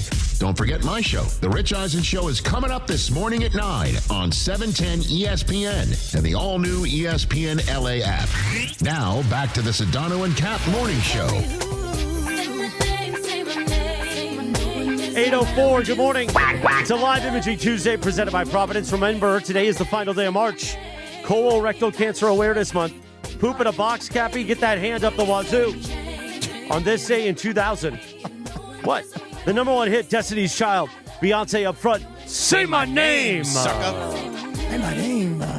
By the way, Chris McGee from Spectrum Sportsnet, Geeter joins us. We got to ask Geeter, has he gotten a colonoscopy recently? Right. Good morning, Geeter. Well, I was going to start with either Roy Rogers, Shirley Temple, but you want to go straight to the colonoscopy. Right, Geeter, have you pooped in a box recently? Man, this is a lot in the morning, but I'll be really honest with you guys. I just met with a new doctor, and she wants me to get my colonoscopy as soon as the season is over because I did the Cologuard recently. You guys have Yeah, done yeah, that familiar with it. box. Yeah, so that's the poop in the box. So, yeah, did a poop in the box, and that was a couple years ago, and she just she wants more. Well, she wants more from me, and that bummed me out a little bit because I'm not excited about what's going to happen the night before. But you know what? We're going to suck it up when the season ends, and we're going to do it. As a child, Shirley Temple for sure. I think as I got later in life, I would go Roy Rogers now if I had to. Yeah. Now I will say this: it's great sleep, Geeter, when you get the colonoscopy. Yeah, right. They put you right out. You know what? Sedano, everyone tells me that. It's the best nap I'm going to take. Oh, my God. Because they give you propofol. Yeah, it would be. I mean, it happens. Like they start counting you down, and I mean, I don't know about you. I don't know about you, Cappy, but by like 8, I'm gone. See you later. It's like 10, 9, 8. Yeah, and then you wake up and you're like, "What happened? Yeah, is it over? Really that quickly?" Wow. And then you're a little sore, right, Cappy? A little bit, but hey, Geeter, I got to tell you something. You know, the night before though, I've done the where you drink the stuff. Oh, that's the worst part. The prep. The prep. It's not what happens to you. Yeah. It's actually ingesting the prep because it tastes so bad. Well, you got to mix it with like Gatorade or something. But you think to yourself, in all these years, but with you can't all do this, red. Right. You can't drink red Gatorade. You can confuse them. Yeah. Right. But you think to yourself, how could they not have come up with something that tastes better? Like it's so bad. Yeah. So, but then what I'm told, and you should ask your doctor about this. I'm told that there's a pill that you can take rather than actually having to drink. There's a pill, but they recommend the powder. It cleans you out better. Okay. That's what they say. The liquid? The liquid does, yeah. Okay, gotcha. But I would take the pill because I'll tell you right now, the liquid is undrinkable. Horrible. Here's where I'm at with all of this, because I kind of used to pride myself on having a decent pain threshold, like sit in that dentist chair and just wear it. Yep. Even though they say, "Do you want to numb up?" No, let's do this thing. But I am so soft when it comes to this, and I feel like I put it off because of it. I mean, just drink the powder and get it done. Yeah, so just get it done. It's good for you. Yeah, so I hard. just got to do it. Yeah. Every man's got to do it. No, you got to get it done. You really do. But I'm just saying this, and everybody knows it who's gone through it. The drink is it's one of the worst things. Like you could drink tequila from a bottle all day long, no problem. Even bad tequila. Yeah. You could take in so many other things that you're like, oh, I could do that, no problem. But this drink for a colonoscopy is like the worst thing you'll ever taste. Well, and to your point about getting it done, it's similar to JJ Redick. He told these guys, hey, we got to get this done somehow, okay? We got to defend. People got to play their roles. If we do this, I promise you we'll come out the other side better. And here we are, Geeter. They've come out the other side better. They are the 3 seed since the last time we spoke to you, where they were teetering on the 6 seed the last time we spoke to you. And JJ's on the verge of having back-to-back 50-win seasons. And I think the biggest thing, man, like, listen, and this goes for all you youngsters out there listening to Sedano and Cap, don't let narratives, like, define a season, or it's okay to, like, go through, like Andy Dufresne in Shawshank, right? You had to go through a pile of a crap just to get to the other side and get to Ziwantanea and hang out with Red on the white sands, right? Like, just it's okay to, like, not be great from the get-go and to work through some stuff. They finally got healthy. They got some time together. LeBron, Luka, AR, they figured it out. And I don't know, if you listen to, like, the national narrative, you think this team is awful and it's zero chance. And I'm looking at the standings last night. I look over to Big Game James, and I'm like, Big Game, the Lakers have one less win than the Boston Celtics. Yet if you ask nationally, the Celtics are absolutely a contender, and I think they are too. But the Lakers just aren't getting any credit. So I'm proud of them for changing the narrative. And I got to be honest with you guys, like the month of March, I've been doing the Spectrum job for 14 years. The month of March, 14-2, I'm going to say this will be my favorite month that I've had on that job. Okay. It's just been a lot of fun. And I that means agree. you've had a lot of crappy seasons, by the way. No, but I agree though, Geeter, and here's why. When you say it's been a lot of fun, here's from my perspective, and I think you're coming from the same place. I've not seen LeBron, and maybe I just don't remember the championship year in the bubble. I just have never seen LeBron having more fun than I perceive right now. And I just feel like the reason that this has been such a fun month, obviously the winning has everything to do with it, but it's the way they came together when most people, myself included, never would have thought that this team would have come together the way they have. And I'm crediting JJ for that because I figure he must have talked to everybody. From Luka, you got to get back and play some defense. You can't be down there arguing with the refs. To LeBron, hey, we need you to be this for us to be successful. Listen, even DeAndre Ayton, Marcus Smart. So I'm giving a lot of this credit for the fun that everybody's enjoyed to JJ Redick. What do you say to that? Yeah, I agree. Listen, I was not a JJ fan obviously, when he played for Duke. I don't think anybody was except for Duke basketball fans. And then he's playing for Orlando and the Clippers. I started to like him when he was a player and he started a podcast. I'm like, man, I'm actually liking J.J. Redick. So then he becomes a broadcaster, and I think he's really good on TV. And then he becomes a Laker coach. And I got to be honest, now that I'm covering the Lakers and you're listening to him, and I'm watching him every single day, I was super impressed from the jump at just how he carried himself. And I actually was like a fan of how he, wore the passion on his sleeve and got so pissed at his first ever loss. And I'm like, well, that's going to change. He's going to mature through that and everything. And I've just watched him, and I feel what doesn't get talked about a lot, especially in professional coaching and now college, obviously, but being a great communicator. And I love that he can communicate with players 1 through 15.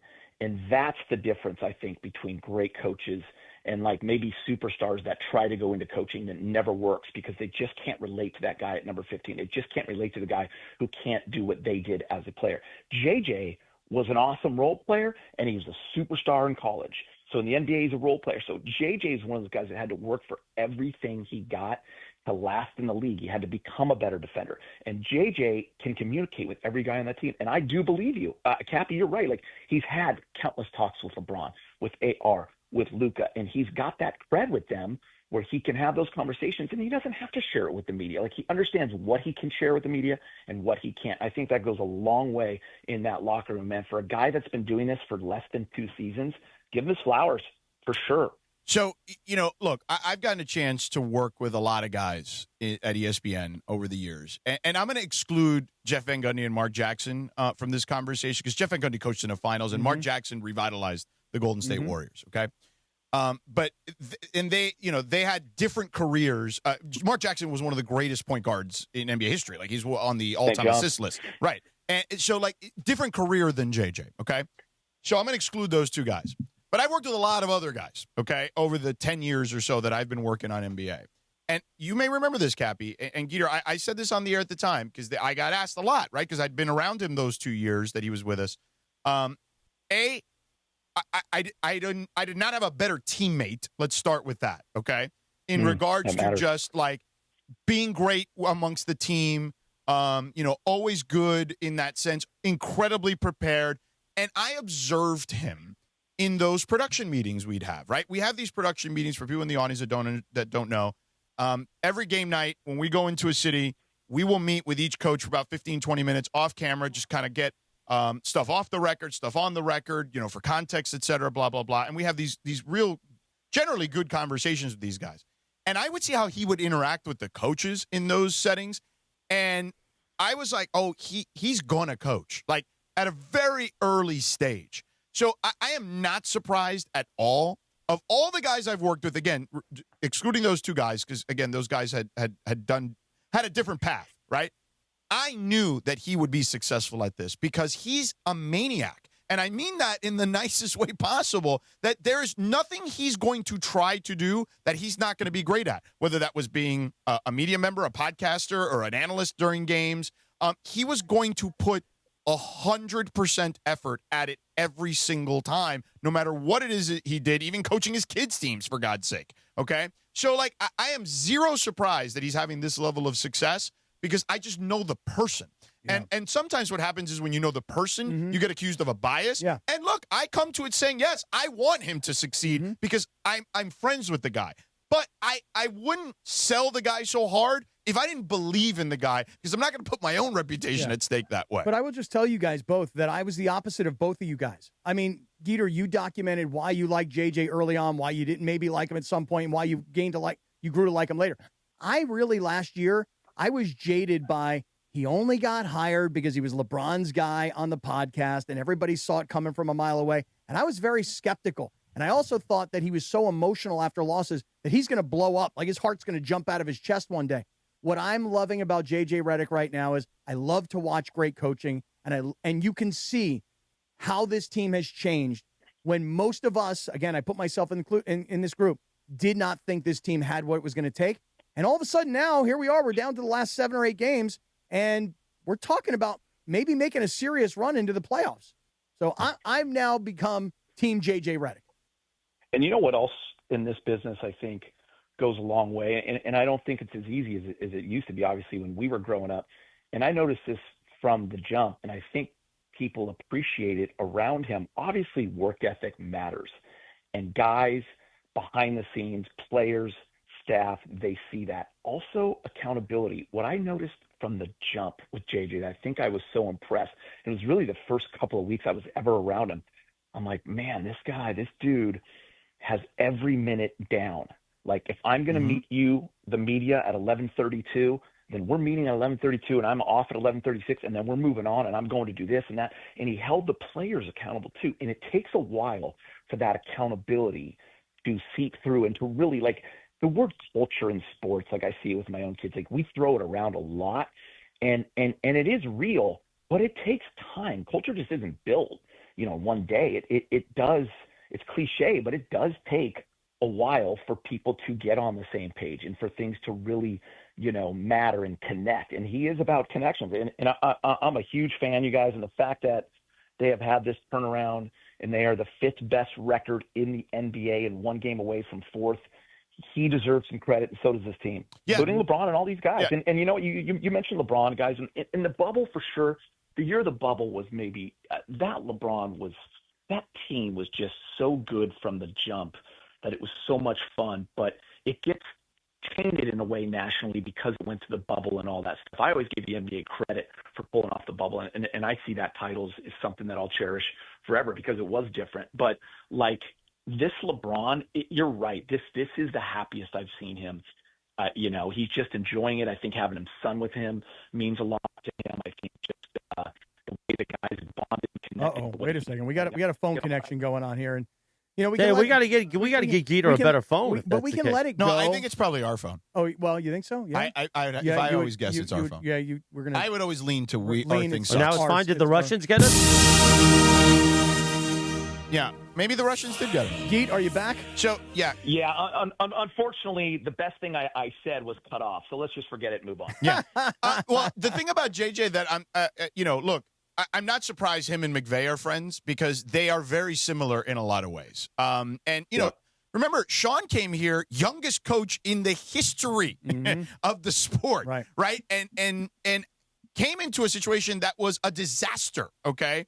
And turned it around very quickly and went through a lot of different stages, right? Like, the game kind of engulfed him. Like, he talked openly about, depression and things of that nature. And we've seen him grow up here in ways that I would imagine we'll see JJ grow up, in a lot of ways as a coach as well.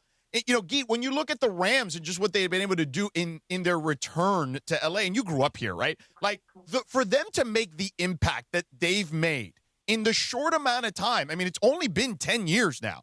Like, they've been two Super Bowl appearances. They've had sustained success, and it is Kroenke deserves a lot of credit, obviously, as the owner. Les Snead is the guy who is the architect, but Sean McVay, to me, deserves an unbelievable amount of credit to make sure that this thing functions the way it functions. And that's the beauty of Sean McVay, right? I mean, and JJ is kind of cutting that same mold, and I love that JJ went and spent time with Tom Brady, with Sean McVay.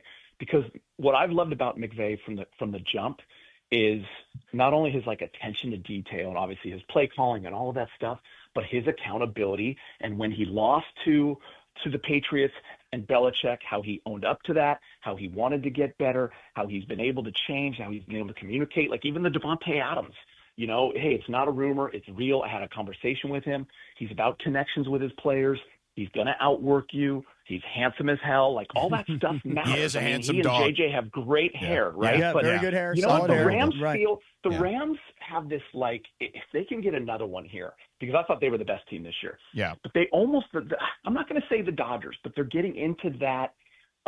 They're getting into that stratosphere where they are going to be a franchise that people just want to play for because of what they have at the top in the Kroenkes and, like you mentioned, Les and McVay. When you have that stability like the Dodgers have and like the Rams have and hopefully the Lakers are having now, that's winning right there, and that's what people want to be a part of. Right. Hey, Geeter, I wanted to ask you about this. When you're doing the Spectrum show and the Lakers are actually playing, let's just call it the second half, for example, are you guys only watching the Laker game? Because here's, for example, for me last night, I had 3 games on at the same time. Yeah. I had on the Padres game over here, I had on the Dodgers game over here, and I had on the Lakers game over here. So I'm watching all 3 things that I'm interested in. And I'm just kind of wondering, like, when you guys are doing that show, are you zoned in exclusively on Lakers, or are you guys keeping your eye on what the Dodgers were doing last night also? I'm going to be 100% honest with you. We have the big 2 screens are Lakers. The other TVs, one will always be Dodgers, and one will always be whatever great event is going on. If it is NFL and it is a Sunday, then it is on Red Zone, because we are all addicted to fantasy football at our work. If it's a March Madness game, then it is on. So there's always 2 other games going on. Last night we had Roki on for sure. And then we had, I don't even know what the other game was, because all we really cared about was the Dodgers and the Lakers. I'm not going to have your Padres on. I apologize for that. No, you're fine by that. We will have always, but here's the deal, Cappy. The other TVs don't have sound. So you have to kind of dial in. You're hearing Billy Mack, you're hearing Stu, or last night's Derek Fisher, Right. but you're always keeping your eye on all of them, because that's the beauty of it. We have everything going. Listen, man, everybody there too, which is great, is, you have our director's a Suns fan. So he's got the Suns always got on his iPad, and we just can't believe he's actually caring about a game on a Monday with the Suns, but that's just the way it goes, right? That's the beauty of when you work in an environment like that. We have games going on all over, but we're freezing our ass off. We're in our conference room. Big games, sometimes we'll go get his little heater. He's got a blanket on. It's a cast of characters. It's amazing that he's got the heater rather than the ice packs. Well, the Ice Pod Active is for when he's working out. Right. You know what I'm saying? Yeah, Afterwards, right. Yeah. And the only reason I ask about his body is so cold, he's got to put the blanket on afterwards. The only reason I ask about if you guys are watching the Dodgers, because here's why. We're all sucking up to JJ now. Like, wow, look what he's done. Look at this turnaround. Look at this communicator that he's become. So we're all kind of sucking up to JJ because, again, for a guy like me, I've bought in on JJ now. For a guy like Sean McVay, been all in on Sean McVay for a long time now, understandably so. And the same goes for Dave Roberts. I think Dave Roberts has won over a lot of people. So my point is only this. And Dave took a lot of heat. Right. So when we talk about these 3 franchises, the Dodgers have all that security. Everybody knows this is Dave Roberts' club. The Rams have the security. Everybody knows this is Sean McVay's team. And now it looks like the Lakers are finally entering into that stratosphere where instead of changing coaches every 2 years like you're turning in a leased vehicle, now you've actually got what looks like and feels like stability at the head coaching position amongst other great coaches, managers here in LA. And I think, guys, with stability, it's the most important thing, because here's the deal.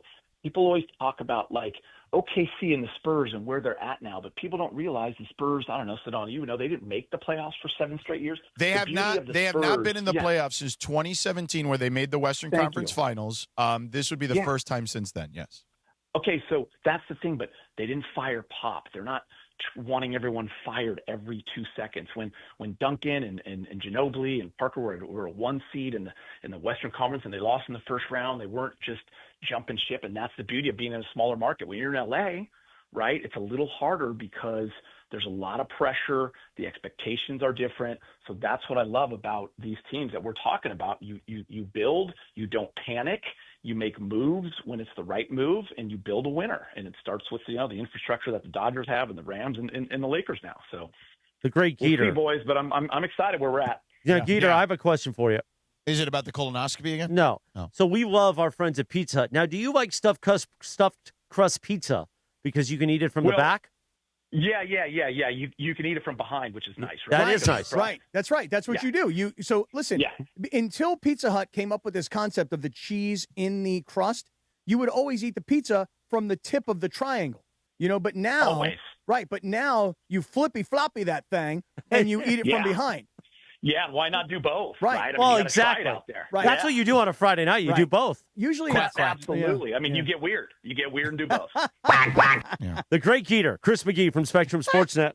We're going to start talking to you weekly during the Lakers playoff run here. Yeah, we're not giving you a choice. We're telling you what we're doing. This is just like your. It's not a request. It's a demand. Yeah. Oh man, where dreams come true for a kid from the 818. Thank you for that. You got it, brother. Thank you for joining us and dealing with our silliness. We always appreciate it. Later, boys. See ya. Latron. You knew Geeter was an eat from behind kind of guy. Oh, there's no doubt he's that kind of guy. Yeah, the crust first. Yeah. You start with the crust because it's got that good cheese in there. Yeah. You know what makes me feel well? Tell me. When I honestly said this to Tommy yesterday during our one-on-one. He goes, you seem like you're in a good mood. I said, because Evan Cohen's been here for a few days.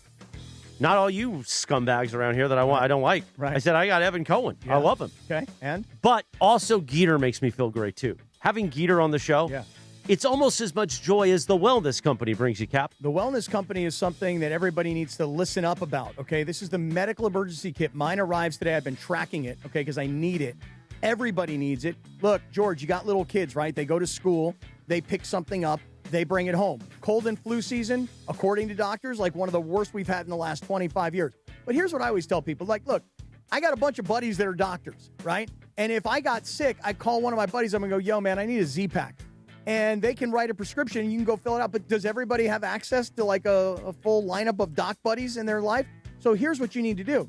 You need to get this medical emergency kit because it's like having an urgent care pharmacy right in your house. When I talk about a Z-Pack, how many times have you gone, I've got this. I know a Z-Pack knocks it out. I've taken it long enough.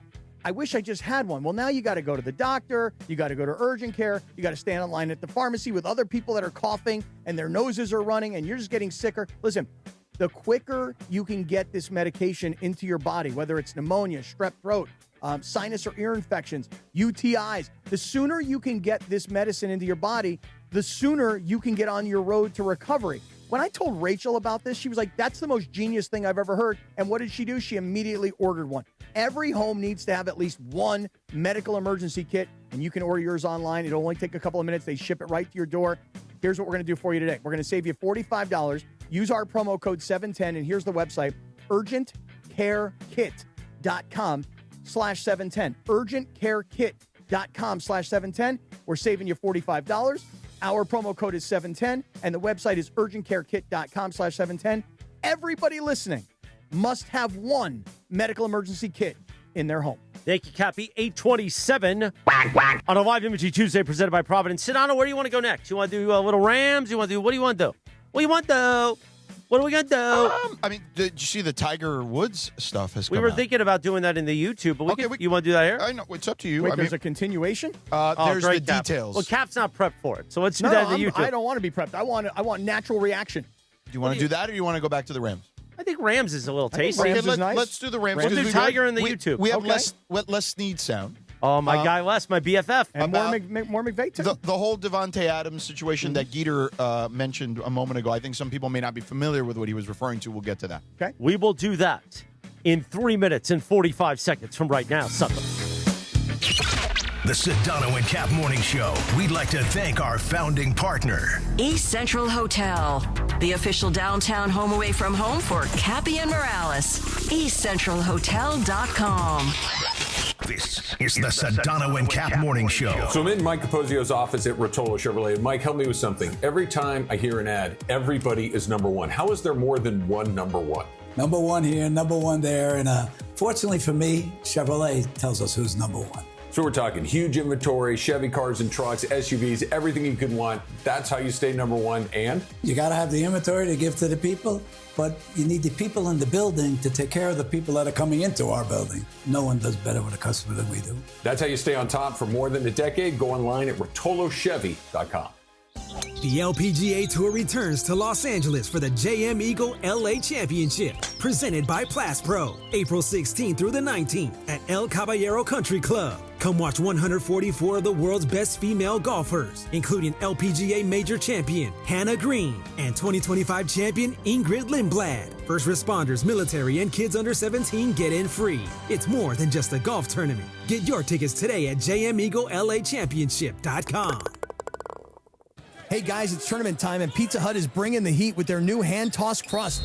Crispy and golden on the outside, soft and fluffy on the inside, and finished with buttery garlic parm seasoning for bold flavor in every bite. All tournament long, grab a large pizza with any 3 toppings for just $10.99, available for delivery or carryout. When the games heat up, keep the Pizza Hut coming. Cut down the nets with the $10.99 large 3-topping pizza deal. Order now at pizzahut.com or download the Pizza Hut app and bring home the win. Limited time offer. Additional charges for extra cheese and toppings, stuffed crust, and original pan. 0. Looking for a vodka with standards? Blue Ice delivers. American made from Idaho potatoes, gluten-free, non-GMO, and only 64 calories an ounce. Enjoy the classic Huckleberry with lemonade or award-winning double espresso. Blue Ice vodka, premium taste, nothing extra.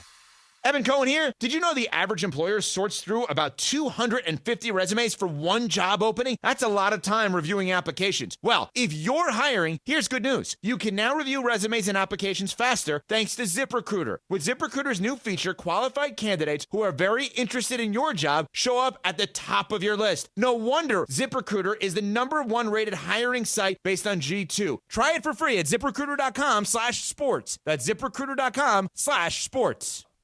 Smalls here. Life is full of choices, some big, some small. And when you choose an H&R Block Tax Pro, you're choosing the largest network of tax expertise to be in your corner. For when your big ambitions need help with the small details. For when your 6 figures come from 6 different places. For when your gaming stream becomes your revenue stream. For when your business's year 1 needs 70 years of tax know-how. At H&R Block, they've seen it all. And they're here to help you make the most out of your money for life outside the box. You're hanging out with the Sedano and Kap Morning Show. Especially on lighter days like today, we're just going to make ourselves laugh. Why the hell not? Why the hell not? Let's feel good today. Let's feel good. More Sedano and Kap. Come on, kid. Just have fun. Right now. 8:31, good morning. The Sedano and Kap Morning Show on a Tuesday. Oh, how good was Geeter? Oh, he's so good. What I'm impressed with Geeter is this. Can I do this first, please? He's doing Shaggy first. You want to do Shaggy? On this day in 2001, the #1 hit, Shaggy. It's a great song. Angel. Today is also Crayon Day. Oh, really? I remember once, like, when I got the big box. Did you get the one with the sharpener? The sharpener in the back? Yeah. Like a big deal. I like it when there's a sharpener in the back. Yeah, the back door. You know 64 Crayon. That's what it's called. That's what they call it. Crayola calls it that. I don't know. Is Crayon still around? Yes, of course. Come on, for real, how they am still I make supposed to crayons? You don't think kids use crayons? No, I don't think kids write anymore. I thought they used computers. I mean, little kids still use crayons. Oh, they yes. do. All right. Yes. So, funny thing, I know you know this, I almost died. I actually do remember my mother brought in crayons when I was my second week in the hospital to make sure I could color and still have the motor function. Yeah. Angela. Oh, listen. Hey, She was excited about those trousers yesterday. Hey, by the way, I saw Evan Cohen stand up yesterday. He was wearing a pair of blue jeans, and I thought he also was filling out his trousers quite nicely. Before you get to Geeter, let me do this. The Kings are making their playoff push, and you can be there. Call number 7 right now, 877-710-ESPN. You win a pair of tickets to see the Kings tomorrow night. Take on the St. Louis Blues. You can visit with Cappy and I, maybe. Yeah, we're going to be there. Pregame begins Wednesday at 5:30 on the app and 6 p.m. on ESPN LA 710 and the ESPN LA app, which I just said. Visit kings.com/tickets for more info.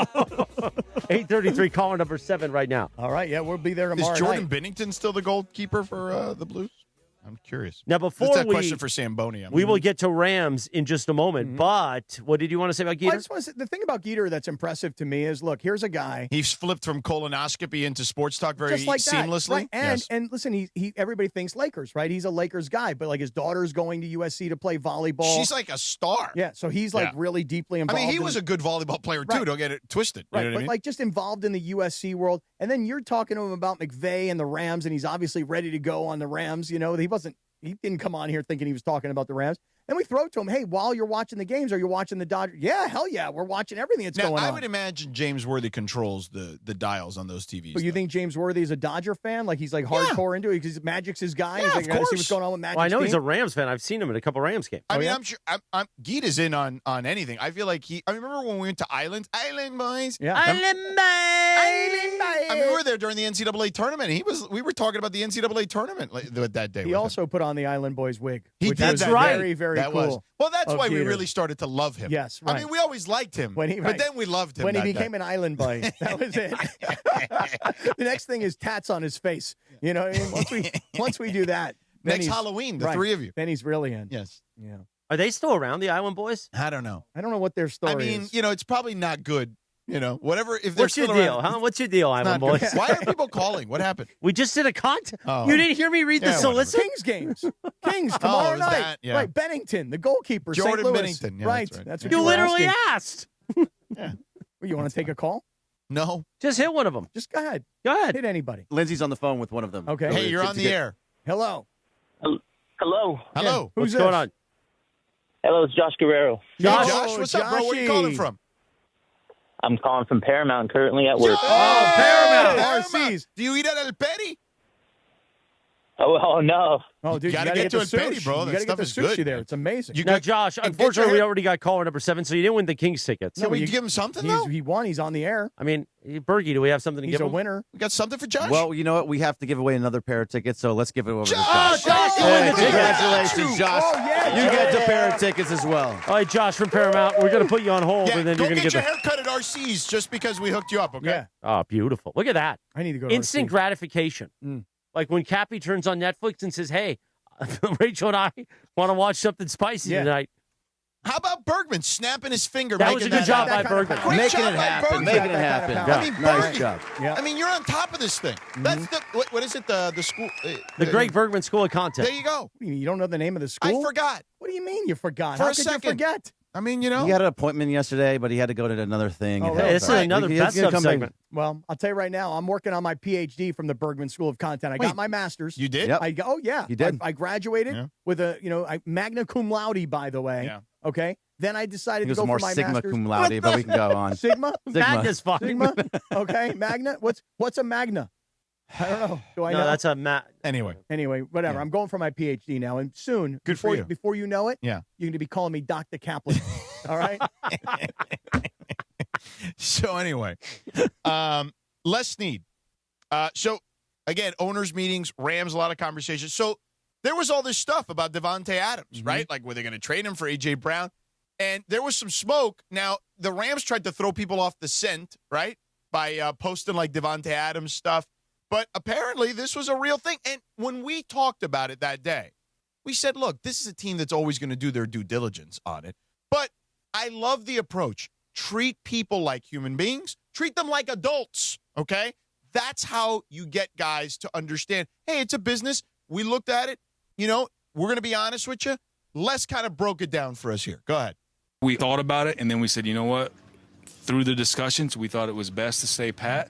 We just let him know that. I think what probably all of us, yes, there's going to be news we get that is, let's call it a little more uncomfortable than not. But I think we all would rather have clear, uncomfortable news than a surprise that's uncomfortable. But is that true? Is that how has that worked? You know what? Like That's the philosophy. That's the approach we've taken philosophically, because that way we would rather them hear it from us than from the outside world. Because nowadays, right, you're going to always, right, I hate to get on your phone, please, but absolutely. people are going to be on their phone. This generation's going to be on the metaverse. This generation's, hey, their friends may see a tweet, X, whatever you want to call it, whatever it is, and they're getting bombarded, right, with information about probably themselves, because they are they are professional football players. So at the end of the day, we said, you know what, we'd rather that player hear it from us. Does Devonte knew this?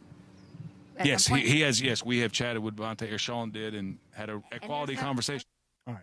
Yeah, I mean, listen, that's the way you treat people like adults. But you grow as a coach or as a general manager as the years go on, and you think about how did I handle this situation back then, and how should I handle this situation today? Correct. And when you think about it, if just off the top of your head, because this is what came to mind for me, if Sean McVay is dealing directly with Devonte Adams, a guy who, before he played one down for the Rams last year when they were having mini camps, remember like that very first meeting, he's introducing Devonte to the team, and he shows the film of how great he was for the Jets when most of us were like not even paying attention to him playing for the Jets. He loved him from the beginning.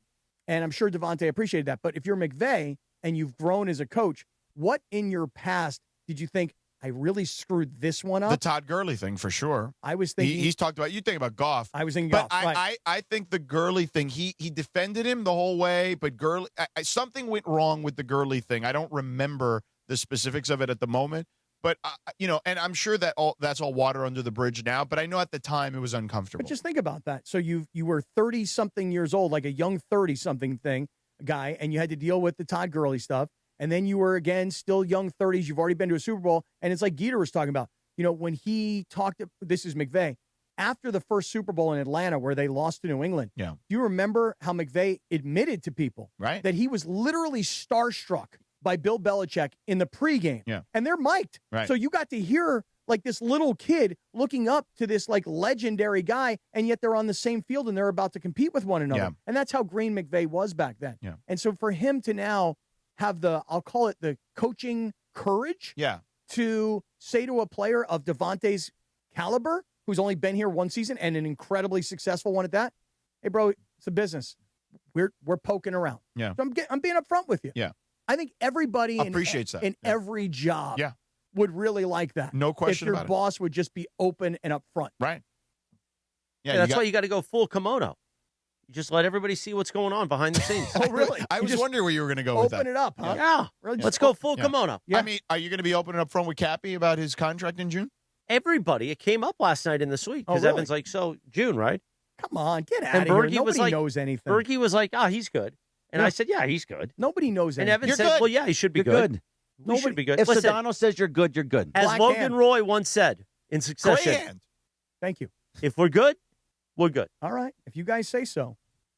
I don't know, man. I'm By the I'm way, a jaded, scarred Maybe radio Sliwa can guy. get you into 760 in San Diego if Yeah, need maybe be. I'll do mornings there.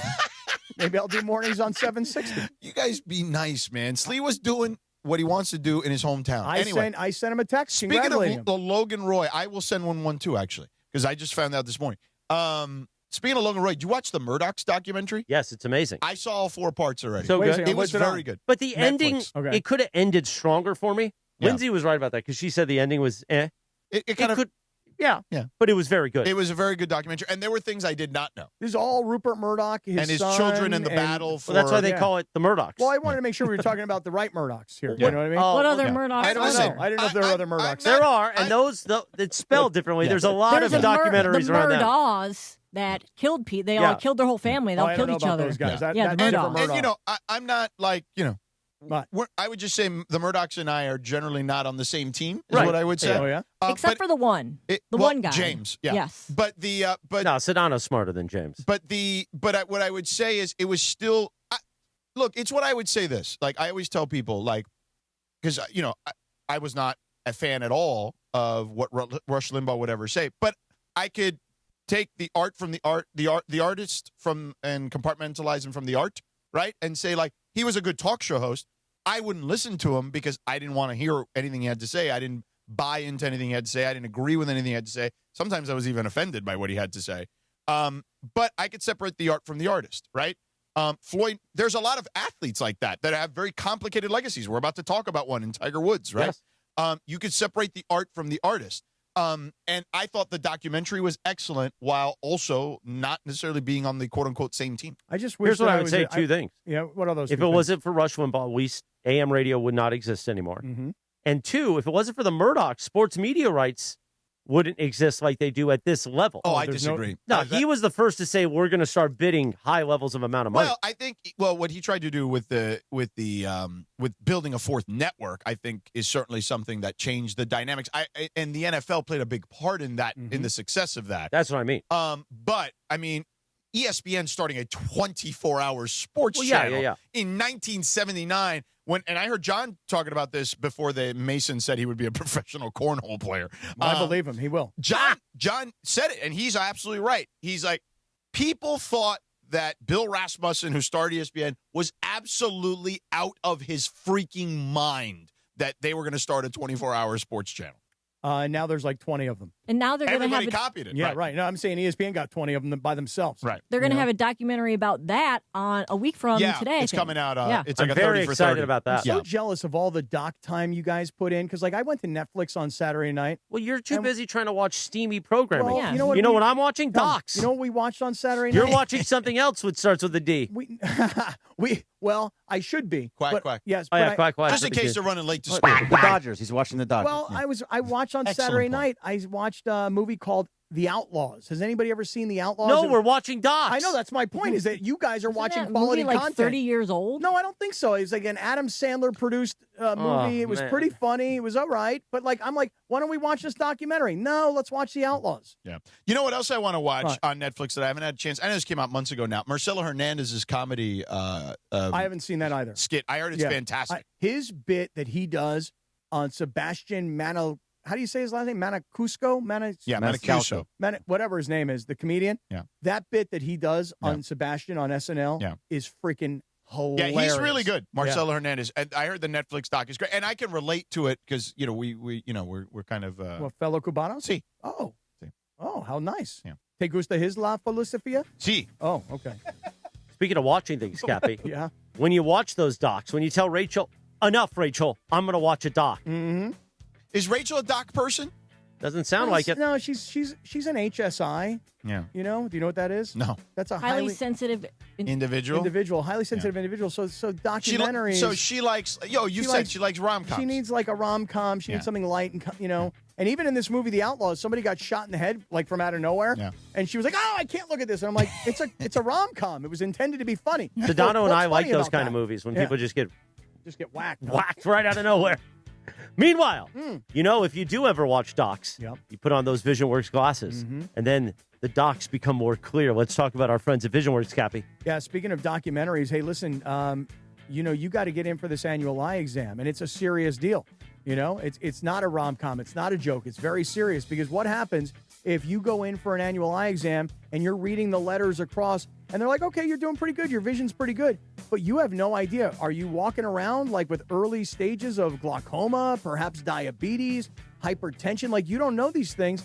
That's why you got to get into VisionWorks and you got to get your vision checked. But it's so much more. An eye exam is about the health of your eyes, not just purely about your vision. And Linz, I'm loving my Ferragamos. I love them too because I helped you pick them out. And that's because VisionWorks makes shopping simple. I always struggle to say that. It makes shopping simple. Simple shopping because they organize the frames by shape and by price. They also make scheduling simple. You could go to visionworks.com and you can find the nearest VisionWorks to your house. You can see if they accept your insurance, and you can even browse all the frames right there, and you can just pick them out online if you want. Right, Christopher? Absolutely right. Here's the thing. I always say it's tax season. You're going to get that tax refund. What are you going to do? You going to waste money on eating it from behind with that stuffed crust pizza and chicharrones? It's a good pizza, but... Or you're going to spend it on your eyes. Hopefully your tax refund is big enough so you can do both. Get a little of each. Here's the thing. Ever since I got these VisionWorks glasses, I can't be without them. Even though my vision isn't that bad, my prescription's not that strong, but they're just so comfortable. They're so amazing. Thank you to the great people at VisionWorks. They've helped me. They've helped Cappy. They've helped Lindsay. They've helped Gregory Arthur Bergman. They've helped the Italian Stallion, my uncle. They're going to help my parents this weekend. They're going to get down in the eye exam room, but that's okay. Yeah, they're also going to get their eyes taken care of. Our friends at VisionWorks, they got the BOGO, Cappy. 2 pairs, 1 easy decision. Buy one, get one free at VisionWorks. Okay, 8:47 on a live imaging Tuesday. The Sedano and Kap Morning Show coming up at 9 o'clock. In the YouTube hour, we've also got a friend of Sedano's going to join us, and a friend of Carlos Saisu. Joon Lee. That's right. We talked about this the other day. He had that great piece about just how your favorite franchise, pick your franchise, if they are owned with venture capitalist money, the individual team may not matter as much as the collective business.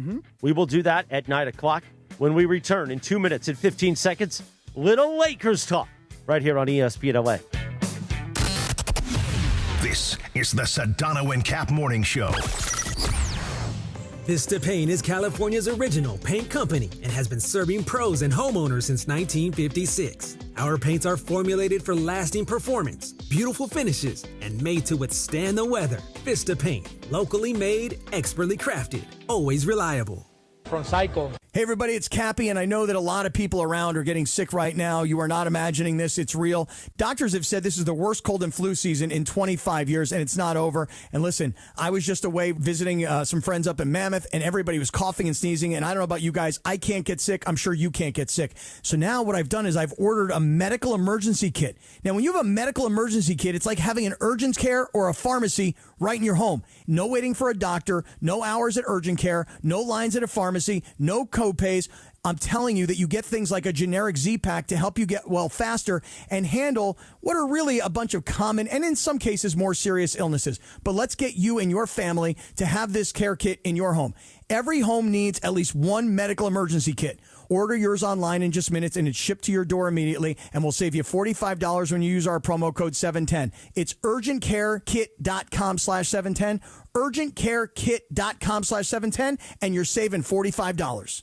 Evan Cohen here. Game day brings the excitement. Your stay should feel just as memorable. With Marriott Bonvoy, official hotel partner of the NCAA and U.S. Soccer, you're connected to a portfolio of brands designed for how you travel. Some offer complimentary breakfast, others give you room to spread out, space to stay productive, or extended stay comforts. So whether you're a traveling fan or part of the team, Marriott Bonvoy celebrates the moments that live on before and after the game. Marriott Bonvoy, where game day checks in. In sports, the tape never tells the whole story. Hiring is no different. AI can make candidates look like an MVP on paper, so knowing the person and the skills behind the resume matters. That's where Robert Half changes the game. Our recruiters combine their expertise with award-winning AI to evaluate skills and fit quickly. Learn how we can find you specialized talent in finance, accounting, technology, and more. At Robert Half, we know talent. Visit roberthalf.com/talent today. Hi, this is Avner Gat, founding partner of the Sedano Kap Morning Show. Avner Gat Inc. is your trusted Los Angeles public adjuster. Call me directly at 818-917-5256 for help navigating the complexity of your insurance claim. Now back to the Sedano and Kap Morning Show. Good morning, guys.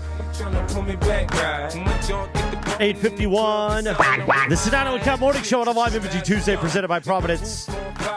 You know Abner gets in the club. On this day in 2003, the #1 hit, Finition in the club, Captain. Yo, this song was like fire for like a couple of years. Yeah. This song was as big a hit as there was in the world. Also, happy birthday. He turns 82, the living legend. And right now is just doing amazing stuff in these Miller Lite commercials. Oh. Christopher Walken. Oh, yes, he is. I saw it briefly the other day, but volume was down. I didn't get a chance to watch it. So good. Now, I have a question for you guys. Do you guys want Christopher Walken to no longer be in these commercials because he's 82? Because yesterday you guys were like, Bill Raftery, hang it up, bro. Come on. Bill Raftery, come on, hang it up, bro. He's not calling a game. He's like dancing in a commercial. Yeah, so you have no ageism for Christopher Walken. But Bill Raftery's still really good. Walken's awesome. Meanwhile, you know what time it is? It's time to BB Go for it. In every game, someone gets the chance to guess which team will score the first 3-point basket. And last night, our BB Go for it contestant was Jackson Gray from San Clemente. I wonder if that's his real name or his on-air name. Hey, everybody. Jackson Gray. He guessed that the Lakers would hit the first three. Well, Jackson, you're incorrect. But you still win a $50 BB Go gift card. You want to play? Listen to Mason Ireland for your chance to win. Good luck from our friends at BB Go. Bring something different to the table. BB Go for it. Well, we got about 4 minutes here now to slap around some Lakers guys. I can't wait till Greg becomes like 75 or 80 years old and somebody says, get that guy out of there. Right. I'm already ready for that to happen now. Someone's saying it already. Really? They are, huh? People are saying it all the time. Dude, you got 40 more years to go before you get to Raftery and Walken.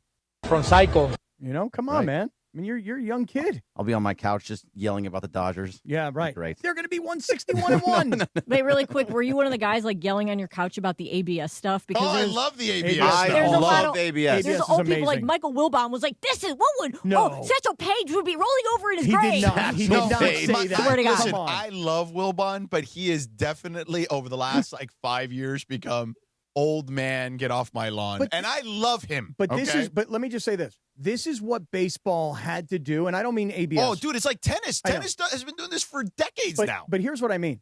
Baseball, for the longest time, wanted to cater to the old guy. Yeah. They wanted to cater to the old lady that's 70 years old, that still remembers Ebbets Field, and she wants to listen on an AM transistor radio. That's what baseball catered to. And baseball finally got hip to, you know what? We're not getting young people, and we're not going to have them for the generation. How do we become more about like social media and small amounts of content rather than anticipating somebody's going to sit around for 3.5 hours? What can we do that is not about the baseball purist and about the romanticism of old school baseball? How do we bring it to the modern era? And what they've done in the last few years, obviously the pitch clock is one thing, but this ABS thing is the best thing ever, especially for people like me who despise umpires. I hate umpires. And umpires are the kinds of guys that when a guy comes up to bat in the first inning and he argues a ball and strike, you're out of here. I came to watch him, not you. And now it's us, the crowd, against the umps. And I freaking love it. you saw what happened this past weekend with Cincinnati, right? Where the batter hit his helmet. Suarez. Right. He hit his helmet twice in a row. And won both challenges. And the crowd was going nuts. Yeah. Last night the Yankees were 5 for 5 against the guy that they had. Didn't Will Smith do it yesterday too? It was no, it was Teo. Teo did it. Oscar Hernandez. Yeah, Right. Yeah, it was the next and he was right. Yeah. Yeah, he was right. First play of the game, Saturday night, Dodger Stadium. Called them out, and I went, no, that looks safe. Diamondbacks challenged it. It was overturned. It was safe. But it's like, if I could see that from my seats and everybody else saw it, what are you looking at, scumbag? I know, but these umps are finally now being checked. There is finally some balance now. They should have like a level they need to meet, I think. Well, they do. I'm sure they're evaluated. They're going to be evaluated on this. No different than the NBA and the NFL evaluates referees. But they're still a union, and their union is so strong. Guys like Angel Hernandez stuck around for so long because of the umpires union. Yeah, so a lot of these guys are just not going to go away. Did they ever let NBA refs go because they're terrible at their jobs? They have demoted them to the G League and stuff like that. And by the way, you guys realize my grandpa was a minor league umpire. Oh, yeah? You guys realize that now the NFL referees and their union are now battling with the league, and the league is now preparing for the possibility of not having the referees again. Remember this happened a few years ago? Yeah, I saw it. Well, remember, it was 2012. Yeah. And we were all like, these new refs are just as good. They're fine. Do you remember that game between the Seahawks and the Packers? Like Aaron Rodgers, they thought they won, and they didn't. Right. It was very controversial. Yeah. You know what an NFL referee makes on average? What's that? Like $350,000. Good for them. Wow, that's like 1 month of Mason and Ireland. Wow, really? Stop. That's what those guys make? They make a lot. Really? That'll get things cooked up. Back to the negotiating table for you, Cappy. The Sedano Kap Morning Show on a live imaging Tuesday. The Rich Eisen Show begins terrestrially at the top of the hour. We move to YouTube and the all-new ESPN LA app. We'll see you there, sucker. We're going to have some fun at Frivolity, as we always do. Smile, it's Tuesday, Jack. DocuSign that thing. Did you know that Children's Hospital Los Angeles offers more state-of-the-art cell and gene therapies than any other pediatric hospital on the West Coast? These breakthrough treatments are rewriting the playbook for serious diseases like cancer, Duchenne muscular dystrophy, hemophilia, and sickle cell disease, helping kids walk, run, and go for their goals. So put your child on the West Coast #1 team for cell and gene therapy. To learn more, visit chla.org. Change is in the air at LAX. Los Angeles International Airport's automated people mover trains are rolling soon as part of LAX's ongoing investments in improving your travel journey. The new trains will quickly move guests between all terminals. The new consolidated rental car center, metro trains and buses, and economy parking in 10 minutes or less. Departing every 2 minutes, they'll help approximately 30 million passengers per year. Learn more at lawa.org/ESPN. That's lawa.org/ESPN. Feel the vibe, the speed, the adrenaline. The Acura Grand Prix of Long Beach roars back April 17th through 19th. It's a pulsating 200-mile-per-hour beach party. 6 races featuring the sleek MTT Indy cars, IMSA sports cars, and more. Saturday night, rock out with Kings of Chaos. Kids 12 and under free with a ticketed adult. Tickets at gplb.com. The Acura Grand Prix, April 17th through 19th. The Long Beach vibe is back. March is Truck Month at George Chevrolet. And for a limited time, John Good is offering GM supplier pricing on all new Silverado 1500 models. That's below factory invoice. Save up to $10,000 off MSRP on select 2026 Silverado 1500 trucks. Or lease one for just $399 a month. Visit John Good for a great deal. Off the 91 freeway at the Lakewood exit in Bellflower or at georgechevy.com. Chevrolet, together, let's drive. Supplier pricing and savings on select models. Lease offers for qualified buyers with approved credit through GM Financial. Plus tax, title, license, and fees. Offers at 3/31/2026. For full details, call 866-949-4805. Harry Douglas here. I don't wait for birthdays to celebrate. I grab Confetti Craze 5-Hour Energy. It tastes like rich vanilla birthday cake with buttery funfetti goodness. Seriously, it's unapologetically extra in the best way.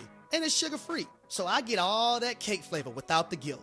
It's tiny, portable, and ready for whenever I need a quick boost. I keep one with me because you never know when you'll need a little party energy. The Funfetti flavor is back on 5hourenergy.com or on Amazon. Crack open a Confetti Craze 5-Hour Energy shot today.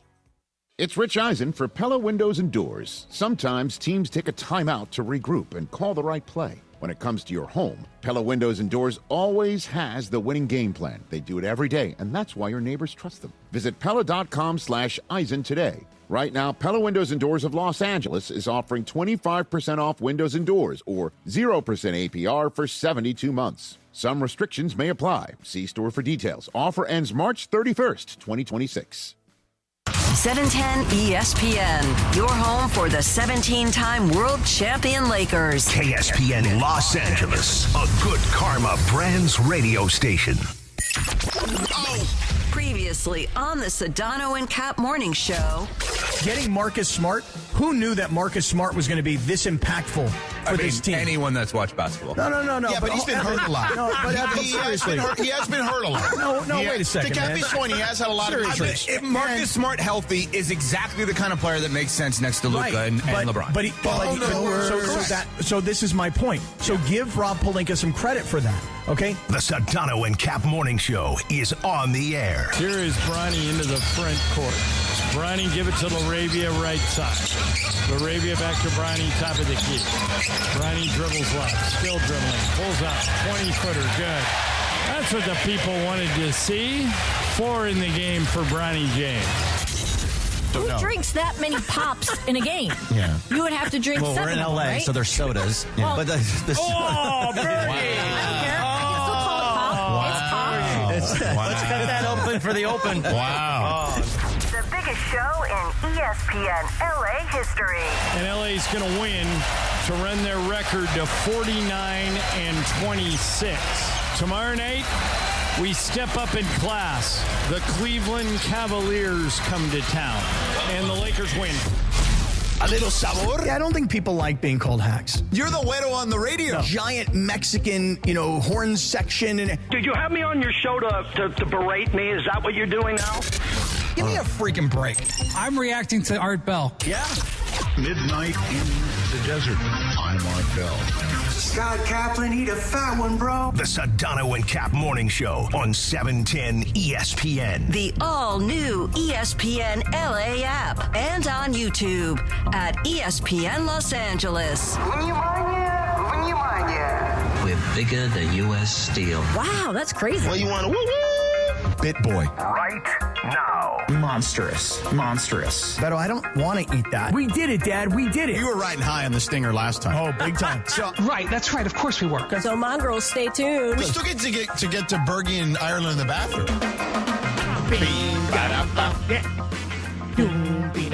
9:02 and 20 seconds. The Sedano and Kap morning show on a Tuesday.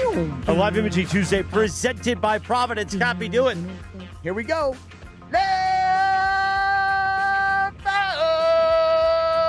On this final day of March 31st, remember, it is Colorectal Cancer Awareness Month. Remember, like I just said, remember twice, but like our friend Geeter told us earlier, schedule that colonoscopy, get checked out. Don't die. Because if we catch it early, it's very easy to treat now if we just detect it early. Go to providence.org/SCA colonoscopy. Yeah. Meanwhile, I believe we are efforting our guest. No, he's on there, our friend Joon Lee. Yeah, but I think he's off. Or is he on now? Yeah. Okay, Joon Lee is there. Take it away, Shinano. Joon Lee, friend of mine, worked with us here at ESPN covering Major League Baseball, was on the Around the Horn with me for a number of years. Now an independent journalist doing incredible work. I actually ran into him last year, Cappy, in Indianapolis, of all places. He was there for a conference. I was there for I don't know if it was the finals or the conference finals. Joon, was it the finals when I saw you? It was the finals. Yeah. Yeah, it was the NBA finals. Yeah. And we caught up. We had some coffee, and we chit-chatted for a while about what you were up to, which I thought was incredible stuff. And then this video surfaced the other day, and I'll tell you this, okay? It is very rare, okay? I think for most people would speak this way, that you see a 15 or 20-minute video online. Right, and you stop and watch the whole thing? The entire thing. And I could not, I mean, you could have gone longer, and I would have watched this video. And you were talking specifically about your favorite sports team, let's just call it in this case. Now, you grew up in Boston, so you were talking about the Red Sox specifically, but you were talking in generally that sports has been taken over by venture capital and that the individual sports team's success, it matters, but maybe not matters as much as it used to, specifically when it comes to the bottom line and the overall health of the larger scope and the larger company. So for those that didn't get a chance to watch the video, and of course you can go to Joon's social media at Joon Lee on Twitter, and you can find it there. How would you best describe how would you best add on to what I already described? Yeah, so there's a couple of different things happening right now that I feel like are part of the most undercovered story in all of sports, which is the global growth of sports and the international ambitions that all of the leagues have and all the teams have to grow these global fan bases. And right now, I think the leagues are in a position where they realized over the course of the last 5 years especially that they've kind of hit a ceiling in terms of what kind of audience they can have in the United States alone. And I think they've seen the success of the Premier League in particular becoming extremely popular, on par, I would say, with the NBA and Major League Baseball for people under the age of 35, according to some polls that are out there. They've seen that success, and they're like, okay, we want to try to replicate that model for the NBA and Major League Baseball and the NFL and the NHL to a certain degree. Women's soccer has been growing as well. So they want to see that kind of success globally because, they want to make more money. And there's a ton of fans around the world that have the potential to buy tickets, to buy merchandise, to stream games, to have international broadcast rights.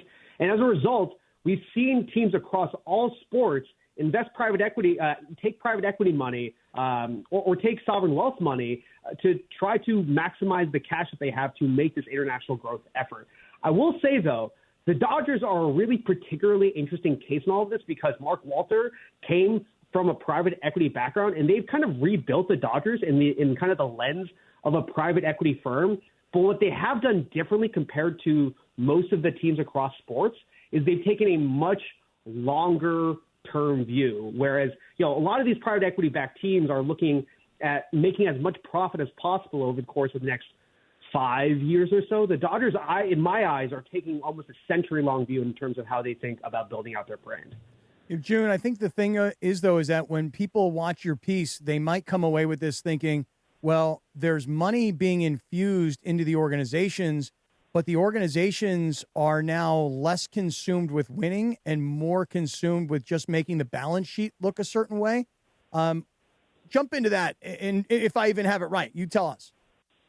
Yeah, I mean, I would say that is largely correct. I wouldn't say it's true for every single other team. I would put the Dodgers in kind of the exception category once again in that regard. But for most teams, they look at the situation where they want to bring people into the ballpark. So let's take the Red Sox, for example, which is the team that I dived into in this video with More Perfect Union, where the Red Sox have this stadium, Fenway Park, that is going to attract people regardless of how good the team is. It's basically a tourist attraction within Boston. So what their aim is to do in terms of building a team is have a team that is good enough to generate positive headlines, to be potentially in the playoff mix.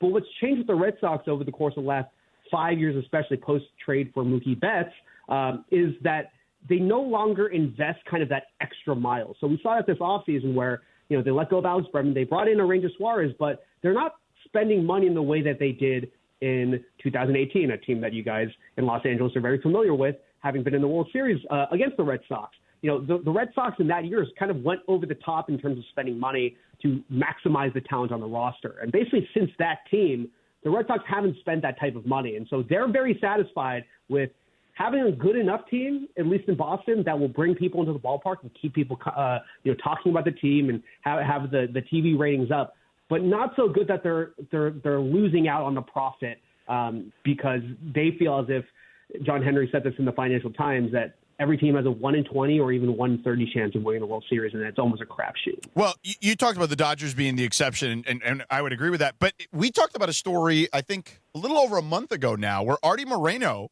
came out and said that winning is not the most important thing based on their internal survey with their season ticket holder base. And it's cost, right, and affordability and safety in these things.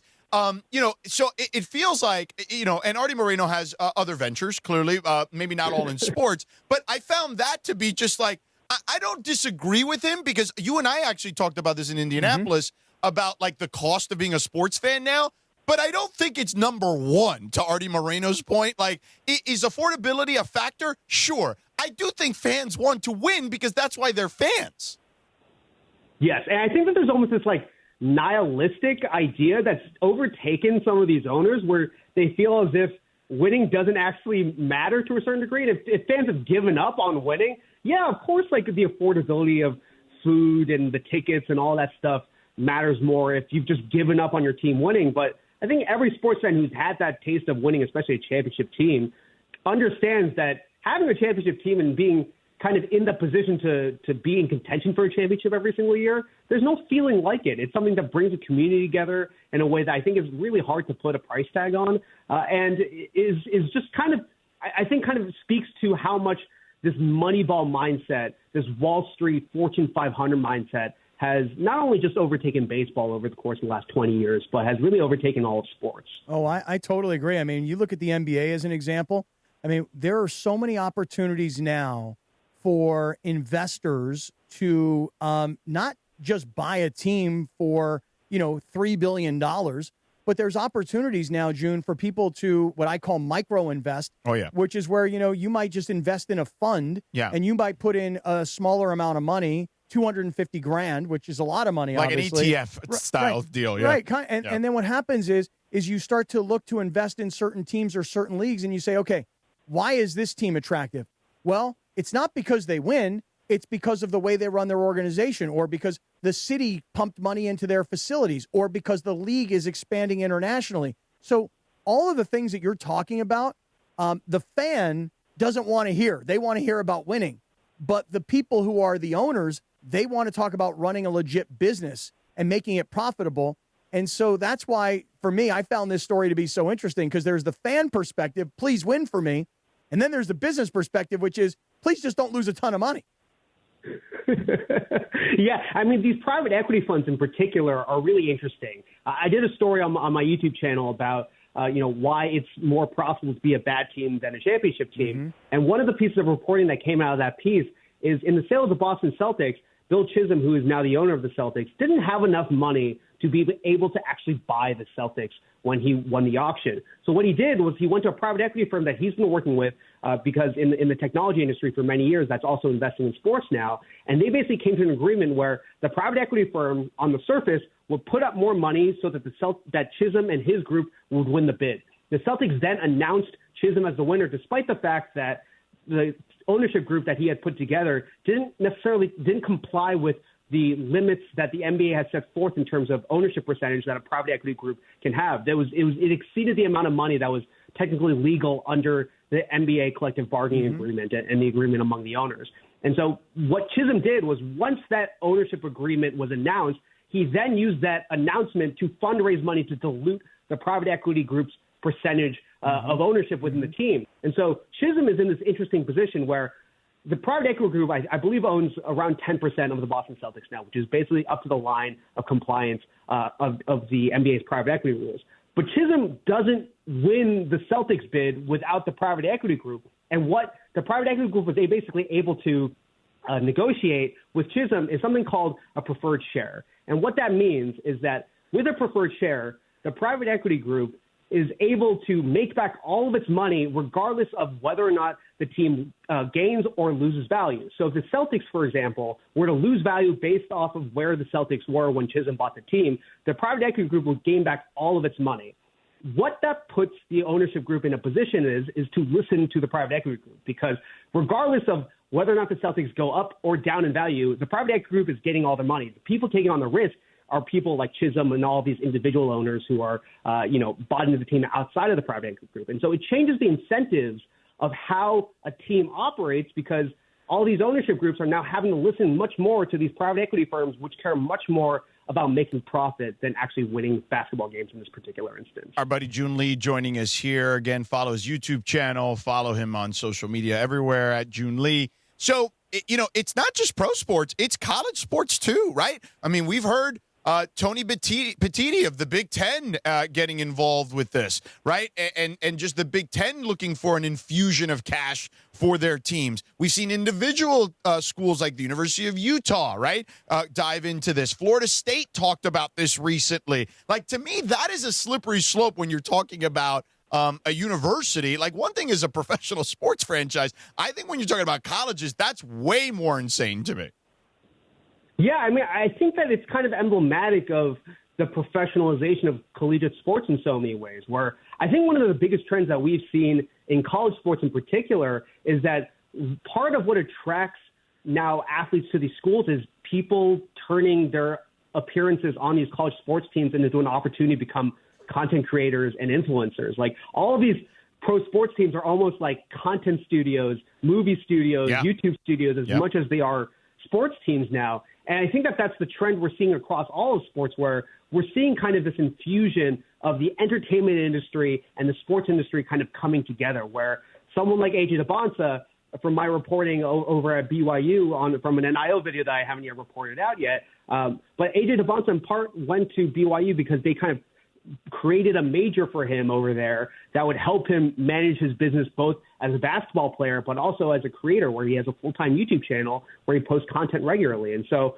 that's kind of where I think the direction of all this stuff is going. And in order to both be a sports team, like basically a minor league basketball team or a minor league football team, on top of being a YouTube content studio, you need more money to make that operation work. Yeah. I think, though, that what's interesting about this conversation and about your report is that people can probably understand this in their own real lives, not necessarily purely with pro sports teams. It's just that this has now gotten to pro sports teams. In other words, Joon, there are people who work for big companies, and then all of a sudden, the next thing you know, the company is acquired by a private equity firm.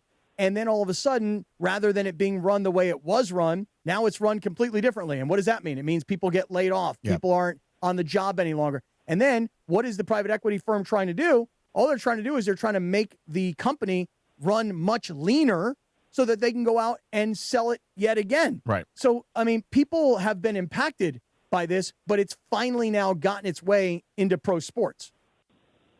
Yeah, and I think that this is just another example of how sports reflects our country. I mean, there's been so much conversation around affordability, ticket prices, how many streaming services and subscriptions you need just to be able to follow one of your favorite teams. I think this is the latest instance of it, where we're seeing the same thing that happened to brands like Toys R Us and Sears over the course, and housing and the medical industry over the course of the last decade or so. It's now coming to sports, and I think part of the reason why we're seeing the increase in ticket prices, the increase in concession prices, the increase in the number of streaming services, the increase in the number of gambling ads that you see in games, is all because of this global ambition that teams have.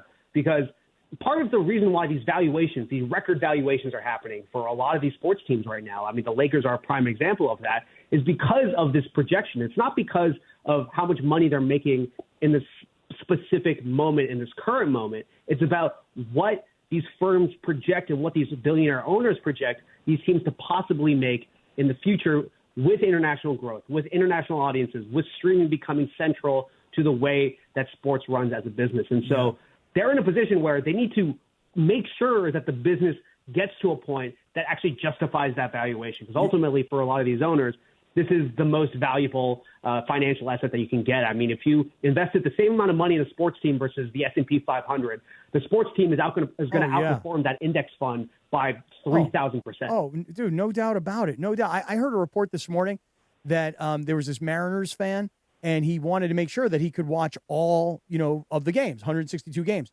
And it was over 5 streaming services, okay, and $800+ over the 5 streaming services to make sure that you could watch all 162. Yeah. So think about that for a second. Yeah, that's where Joon and I started this conversation back in June. Like we started, you were working on that particular story about the cost that you had just mentioned a moment ago, the cost of watching your favorite sports team. Right. And it is the way of the now. Forget about the future. If anything, it may get even more fragmented, I think, moving forward. Yeah, I mean, we're going to see, I think, YouTube become a major player in the NFL broadcast rights when the CBS, the Fox contract, the NBC broadcast contract comes up.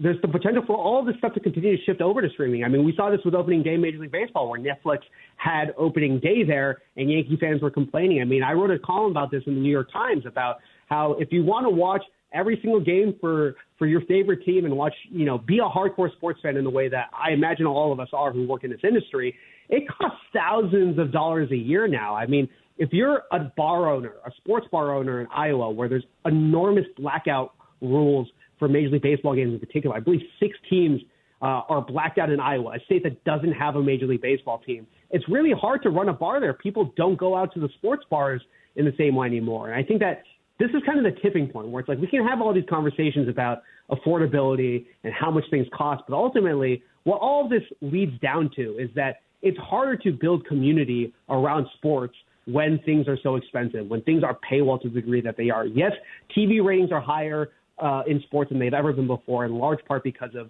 the interest in gambling. But it's become paywalled, and it's no longer, I believe, the cultural connector that it has the potential to be because of how expensive it is to be a sports fan. And, you know, given how politically polarized this country is right now, sports is one of the few things that I think actually facilitates conversation between people with very different opinions on the world. Yeah, 100%. Hey, real quick, before we let you go, let's talk a little bit about the current state of baseball because, you know, you've done such a phenomenal job over the years of covering the sport. Before you came on, we were just talking about ABS. It's awesome. And we love it. It's amazing. I mean, listen, I grew up, I've grown up a tennis fan. Like, I've been a tennis fan for 30 plus years. So, like, to me, this is not new. If anything, I'm stunned it's taken sports this long to get involved in the version of VAR or whatever you want to call it. But I think the ABS system is fantastic. Now, I do think, you know, I think baseball has done it right in the amount of times you can go to it. Because if not, you could probably go to it way more. And you have to be selective. So there's a strategy behind it, I think. But I love the aspect of ABS. Where do you land on it? I'm a huge fan of how it's been implemented because it has kept the human element of baseball intact. I actually think it's almost increased the human element because there's the level of like fans jeering on the umpire. Like we saw this in the Red Sox game with CB Buckner over the weekend, where there was like almost an energy about whether or not seeing Buckner was wrong on a strike call again. Mm-hmm. I love the level of strategy that's built into it. And I think that if we went into a system where it was completely robot strikes and balls, it would take out a lot of the entertainment factor that has been added in. I think having that extra sense of strategy and seeing the difference in how over the first few games of the season, teams have been able to apply that strategy and using replay for balls and strikes, I think has been really, really entertaining. And so I think that it's been awesome just because it has added another thing to just be intrigued about and think about when you're watching a baseball game. Yep. And it's, for me, it's the hatred for umpires that the fans generally have and the second guessing of umpires. And now it's all of us against them. And when the umps get it right, boo. But when the umps get it wrong, yeah, screw you, ump. So I love it. I think it's great. All right, Joon, before you go, this has been a very, I would say, cerebral sports conversation. Would you agree with that, George? I'd like to ask him one more question if you're going to go off the board here. I'm going to go off the board here for a second. Let me ask him about the Dodgers real quick. Let me get a Dodgers question in. You know, look, obviously they're an incredible favorite. Like, there's no doubt. You know, you add a Kyle Tucker into the mix. I mean, they had, you know, an insane amount of riches, right? But we saw, even despite all that last year, right? It took an amazing World Series in last two games for them to pull it out. A lot of things had to break their way. That, to me, is the beauty of baseball in a lot of ways. But just your overarching thoughts on just kind of the Dodgers going for a three-peat, something we haven't seen in, 25 years or so. I think it's incredible for baseball that there is such a definitive enemy that fans love to root against. I think it's part of why baseball's cultural relevance has stepped up in the last few years because people like to root against the villain. I mean, I think the Warriors were a prime example of this. I feel like people are really nostalgic for that era of the NBA right before everything became all three-pointers and kind of foul baity and all the complaints that people have about the NBA in this current moment that I feel like the dynamic has flipped between the NBA and Major League Baseball. I think the Dodgers are what the Warriors were to the NBA, 7-8 years ago. And having a guy like Shohei Ohtani, who is the face of the sport, and having a team that has won 2 championships in a row, and having a team that is just outspending money, but also, as you said, Sedano, is still able to keep it competitive enough because baseball is baseball at the end of the day. Do the Dodgers have a better chance of winning those kind of 50-50 games because they have the talent on the roster? Yeah, they do. But ultimately, the Jays came pretty close. They came pretty close to winning that World Series last year. And so I had them on the ropes. I'm just excited to see what happens moving forward. Yeah, same. Hey, Joon, all right, now I'm going off the board. Go ahead. So either, because we're all watching you on YouTube, so either you got a bunch of kids or you like to live in a very colorful environment. I got to know what's going on behind you here. I think I see a stand-up Pac-Man game, a video game. Yeah. And then I see what looks like a bunch of Squishmallows or whatever they're called on the couch. You got a lot going on behind you, and I think I even see a guitar over, and I don't know if it's Guitar Hero, if it's like you really jam. So what is going on behind you here, Joon? Okay, so going on behind me, there's a Pac-Man machine. It's one of those like mini stand-up Pac-Man machines. Yep. And then my fiance and I, we don't have kids. I'm 30 years old. But we don't have kids yet. He's a We're child, both just, like- and I mean that in Yeah. a nice way because I'm an old fart, and so are you, Cap. No, I'm a young guy. No, you're not. Yes, I am. Yeah. Keep going, Joon. I'm a child at heart, and so we have like if you're a fan of Friends, Hugsy the penguin over there. There's a Okay. Star. Yeah. There's a Baby Yoda. There's a Paddington. Paddington is my personal favorite. And always looking to add and switch out people just because it's like a glimpse into I think the headspace of both me and my fiance in the house that we live in. I love it. People are asking on YouTube like, this guy must have like a bunch of little kids. I'm like, I'm not sure if he does have a bunch of little kids or No, this I is his don't. crib. This is the way he lives. I've been on a Zoom call before with some. I was on a Zoom call once with someone who I didn't really know that well, and they were just like, "Oh, how many kids do you have?" And I was like, "Don't have any kids," and their face just turned red, and I was just like, "No, this is just me. I'm just a grown child." Joon, you're the best, buddy. Thank you for taking nice the work, last man. 25 minutes or so with us. Let's do this again soon, okay? Of course. Thanks for having me on. I appreciate it. You got it, brother. Yeah, good report he had. That was a really good report. And like you said, man, to stop and watch a 16-minute video on social media is like almost unheard of. Yeah. But he got you from the beginning. Yeah, he's fantastic. Good. I wish he was still around at ESPN. Selfishly, but he's got more of a wider scope now to do what he wants to do. And in this day and age, if you're as talented as him, I mean, he's 30 years old. Yeah. He can. He had that story in the New York Times that blew up that he referred to. He's got this video that's gone super viral. He's a very talented individual, so I'm very happy for him. Just looking him up here on YouTube as well, because, I mean, if you're young like he is. He just started that YouTube channel like a few months ago. This is the way you do it. He's already got 41,000 subscribers, and take it from me when I tell you, it is hard to build a subscription base on YouTube. 41,000. And he's done that in a few months. Yeah, it's really great. Yeah. 9:26, the Sedano and Kap Morning Show. On a Tuesday, remember, the official personal injury attorney of the Sedano and Kap Morning Show is our friend, call Jacob Emrani. If you're injured in an accident, call Jacob, 800-345-6789. That's 800-345-6789, or call jacob.com. Also, the Ontario Tower Buzzers opening day is this Thursday, April 2nd. Travis and Sua Cravens will be there. Oh, Sua. Broadcasting live from 3 Sua's still around? Yeah. Broadcasting live from 3 to 5. I don't know. I haven't heard Chris gush about him in a while. Well, I That's did why. a whole recording session with him yesterday. He was wearing these little shorts, and I said at one point, like, you don't have undies on. And he said, no, they're swim shorts. I go, well, really? This is how you're coming to the office to record spots? Saw all the tats all over his legs and stuff? Oh, it was a high short, too. Yeah. So 5 inches. Like a little short short. On the shorts. Oh, that kid's got at least more than 5. No, I'm saying the shorts were 5 inches. Oh, probably, yeah. Yeah. Like, I'm a 10-inch inseam guy. Yeah. I like them longer. Yeah. I I don't like 7. 7's okay, Yeah. but Sometimes sometimes... are those hot pink ones that are down below your knees.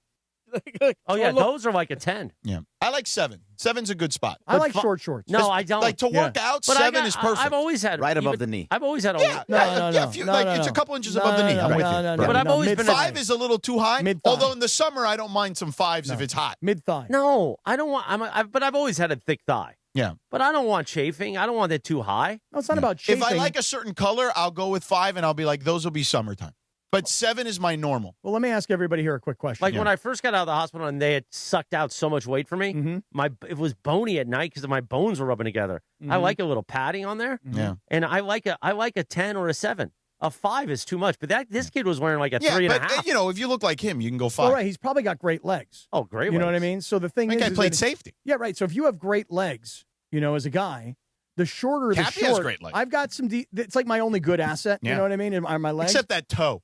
Well, on my Yeah, on the my, toe- the on toe my was no right good. foot. Yeah, on the my toe was right- really bad. It's funny because my daughter sent Why me didn't you get like plastic surgery on that toe? maybe I should talk to Dr. Cerruti about what he could do for my toe. Where's Dr. I don't know Cerruti? where he is. He's doing digital. Fixing people's eyes, but I should get him to work on my toe. Hi, this is Dr. Cerruti. Funny Hi, you say missed that. your voice. But I will just say that my daughter sent me a picture yesterday of me Of your toe? Well, of me and her when she was much younger. Yeah. And I'm like, I'm trying to figure out what year this is. And I was wearing a pair of flip-flops. Yeah. So I zoomed in Yeah. on my toe Yeah. to go, okay, because I know when the toe broke. Yeah. The toe nail broke and it never regrew. Yeah. And so I was like, oh, this is a picture from 2012. She goes, how'd you know that? I go, well, look at my disgusting toe. Yeah. So I'm able to use the toe as a reference point. Reference point. Yeah. Exactly, to know what year it is. Meanwhile, Exactly the right. Ontario Tower Buzzers opening day Yeah. is this Thursday, April 2nd.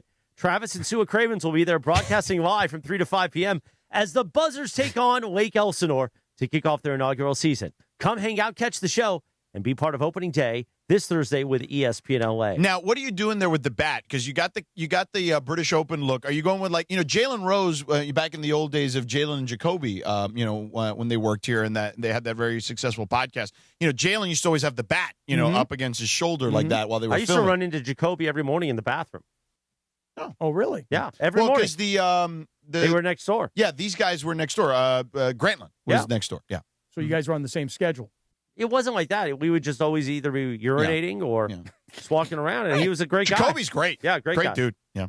So as far as the bat goes, it's just something that was here in the studio, and I don't know. I just feel like I need to hold on to something. Yeah, you know what I mean? Well, and we were talking to Joon. He's a baseball guy. Baseball, I'm feeling it. The early start of the Carlo season. was so excited when I mentioned that Joon would be joining us. Carlo was like, "You want me to call him?" I'm like, "I got it. We're good." I appreciate it though. It was very. I appreciate your efforts, Carlo. We do. So the Carbo segment, I think we're going to move to tomorrow. Oh, because coming up, but we got Windy tomorrow. Can you let me get through something here? Because in about 90 seconds, we're going to do the Lindsay segment, and then producer Emily's got a lot for us. Okay, coming up around 9:40. Okay. Oh, really? I just don't want to, infringe on Windy time. Windy can't stay now because he's got all these meetings, so he usually needs to leave by 9:30. What meetings? No, that was just last week. He's got Countdown. He's got this. He's got that. Don't you remember I asked him to move the meetings to after 10 And by the way, a.m.? you don't think Windy will love the Carbo segment? Windy loves everything that we do, all our bits. Oh, no, I know Windy does. I'm just saying, I just want to make sure we have dedicated Windy time. Oh, we will. We'll have plenty of it. Yeah, especially not that I don't want dedicated Carlo time, but I'm just saying, Carbo's a 4-inch guy. He'll wear those 4-inch inseams. Yeah. Oh, no. When he's going out. Carlo's definitely at 5-inch. I think they make 4-inch. When he goes to F45, he's wearing short shorts. Oh, yeah. Oh, like old school dolphin shorts. He's mid thigh for sure. No, he's higher than But he's in mid-thigh. good shape, that kid. Well, yeah, he does that. He's standing up right now. He's standing up in the back. He's way up there. Is he pulling down his pants? No, he's pointing at where they would be. Oh my God. It was so weird. All right, 90-second timeout, then the Lindsay segment next on ESPN LA. Purple and gold-blooded. The Lake Show play here. Tonight, it's the second night of a back-to-back for the Lake Show as the Cavs come to downtown LA. Here's Reeves driving down the middle all the way, got to the rim, throws it up and in. Spectacular driving layup by Reeves. From Crypto.com Arena, it's your LA Lakers versus the Cleveland Cavaliers. Coverage begins tonight at 6 p.m. Every dribble, every dunk. This is the home of the Lakers. 710 ESPN and the ESPN LA app. Hey, it's Cap. Is it time to downsize? Selling your home doesn't have to be a hassle. Not with Seller's Advantage. You can skip commissions and costly repairs. By the time you pay for repairs, you could have already sold your home for a fair, competitive price without the worry of the deal falling through. Here's what Chris Chavez, a real Seller's Advantage customer, had to say, and I quote, "Seller's Advantage was definitely the best company I've worked with. They offered me more than I expected, and the whole process was great. They were helpful, always answered the phone, and willing to help. I can't say enough about the experience. Much better than going through a realtor," end quote. Thank you, Chris. Get your free, no-obligation cash offer today. Call Seller's Advantage at 888-390-AS-IS, 888-390-AS-IS, 888-397-2747, or visit sellersadvantage.com. Don't worry, sell happy with Seller's Advantage. Providence Realty, DRE number 019-15-21-2. The Sedano and Kap Morning Show, presented by Call Jacob and Jacob Emrani. The new phone number, 800-345-6789. My guy, your guy, Cappy's guy, the great Jacob Emrani. 800-345-6789. With a new phone number, 800-345-6789. 9:34 on the Sedano and Kap Morning Show. The YouTube Hour on a Tuesday, a live imaging Tuesday. Wow. Presented by Providence. This is the theme song to the TV show Taxi. I know. Wow. Such a great show. Great Danny show. DeVito. And Tony Danza. And who else? And who's the guy that played the professor in Back to the Future? Christopher Lloyd. Christopher Lloyd. And Danny DeVito's future wife. Rhea Perlman. Okay. She turned 77 today. And wait, what was it? One other guy who was in Greece. What was the guy's name from Greece? Somebody will get it. Jeff Conway? That I don't know. Because even if you say the right name, I don't know if it's the right name. Why would you bring it up? Isn't Andy Oh, yeah. Andy Kaufman. Andy Kaufman. Yeah, Andy Kaufman. Right, Yeah, Andy yeah, Kaufman. yeah. But there's one other guy. He was in Greece. He was not in Greece, Andy Kaufman. Kaneki? Kanicki. It was Kanicki. That's Jeff Conway. Oh, then yes, you're right, Jorge.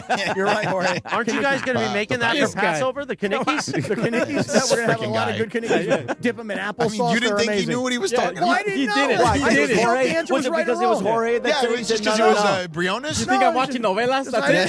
You watch novelas? You think he was just watching Topacio? I thought you were watching Chicas Caliente. My Sábado bad. Gigante only for me? My Sábado bad. Gigante. Mimo.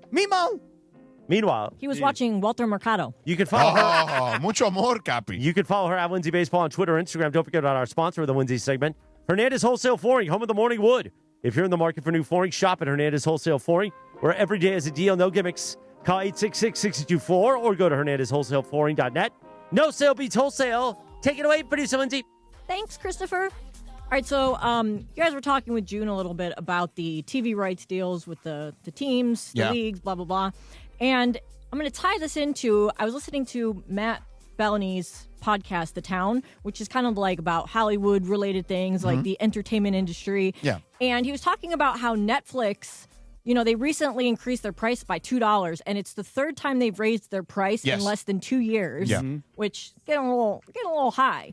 So he talked about how if you were to have the 7, like, quote-unquote, big or main streaming services, no bundles, like, don't count bundles. If you had Netflix, Prime. Individually. Yeah, individually. Yes. Netflix, Prime, Hulu, Peacock, HBO, Paramount Plus, and Disney Plus, ad-free versions, it would cost you $128 a month. Okay.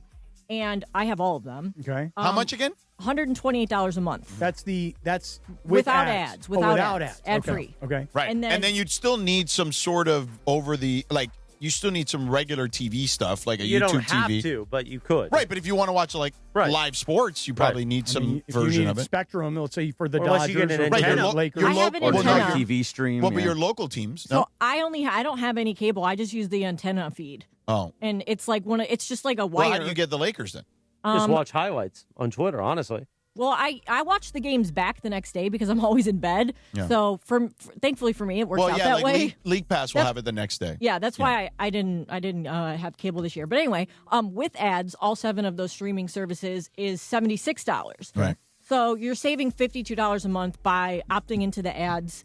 And also that doesn't even include Apple Plus, which I think that's like one of the main ones to have. I like Apple Plus. So I want to ask you guys, A, like, are you paying for ad-free TV? Because I do. And then secondly, like, this is cable. Like, this is what there's it no is question. now. Nothing. We're if anything, you're spending way more now. Mm-hmm. Yeah. But here's what I would say. I read this, and it might have been Matt who wrote this. That the streamers they're making the price difference because they want you to get the ads. Right. They want to push you towards the ads Correct. so they can sell more. Correct. And Prime is great with doing that because, they show the ads with the QR codes. Yeah. And they generate a ton of revenue doing that. Well, with Prime, that's a more recent thing. I thought we had the one without ads. And then recently I was trying to watch Soul Power, the one about the American Basketball Association. And then all of a sudden an ad came on and it was like, oh, yeah, for $2.99 you can now watch without ads. And I'm like, wait a second. I thought I was with my Prime subscription. I could just get it without ads. And it used to be the case until recently. So, yeah, They look. snuck it in. They did. They snuck it in on you. But look, I get it. And Netflix, to their credit, I mean, they're the largest one of them all. And people are going to want them because of their content. And now they've dabbled in live sports and they've done it smartly with big events, opening day, Christmas Day on the NFL. I'm sure they tried to get in on the NBA. It just didn't work out. But they will have more. They have the home run derby, right? So, like, they will have, you sound like the Cadbury Well, you missed commercial. that day. That was a Beto day when he was doing. Go ahead. It was Chris The Berman. Berman. Yeah, Berman, yeah, right. I know. And Beto was like, I don't know who Chris Berman is. You know, Beto, he's just got a crap on everything. Yeah. But the who's this Chris Berman guy? Oh no, Beto, nobody knows who Chris Berman is. Yeah. So, yeah, I get it. Like raising the stakes on that and asking for more money because they're going to purchase more things is going to be part of the territory. But if the question is, will I do adless? I guess for the ones that I watch the most, I would do adless. But if I don't, do you currently pay extra to not have commercials? Well, my wife is the one that watches mostly Netflix and most of these. So I would imagine yes. Although Prime, I was surprised that we had ads. Does Netflix have ads? Yes. Oh, they have an ad tier I now. pay for the ad free. So they actually got rid of the middle tier because they had like an ad free and then like the full on expensive one, and then there was a middle one that was like you watch like one ad before a movie and that's it. Yeah, and I used to pay for the no ads on Hulu, which I think I still pay for. And I got Peacock, but I don't watch anything on Peacock except sports. So there's always going to be ads in sports anyway. So I don't know what else. I don't know if we have the ads or don't have the ads. That's why I don't pay for the ad free because you watch sports I watch mostly. Sports and other things. I'm like, if I'm used to the commercials Then for who the cares? sports, Right, I don't I'm really with you. care. Right, Yeah. but like a documentary, it was annoying when it happened to me. Sometimes there's movies on like Disney Plus, and then in the middle of it they have a commercial. I'm like, all right, that's annoying. I'm going to tell you besides guys. that, that's really So wait, it. I love everything on Disney Plus. So do I. I don't know about you. I It's pay just a extra commercial. to not have the ads on the bundle because You as do, Disney huh? employees we get the free bundle. I but do I not. pay it's only $10 extra. All right, listen, this is all $10 is hyper more relevant to than me. I zero. just want you guys to know this. Yesterday, I was getting a full analysis of like where every dollar I make goes. Oh, yeah? Rachel was schooling me yesterday.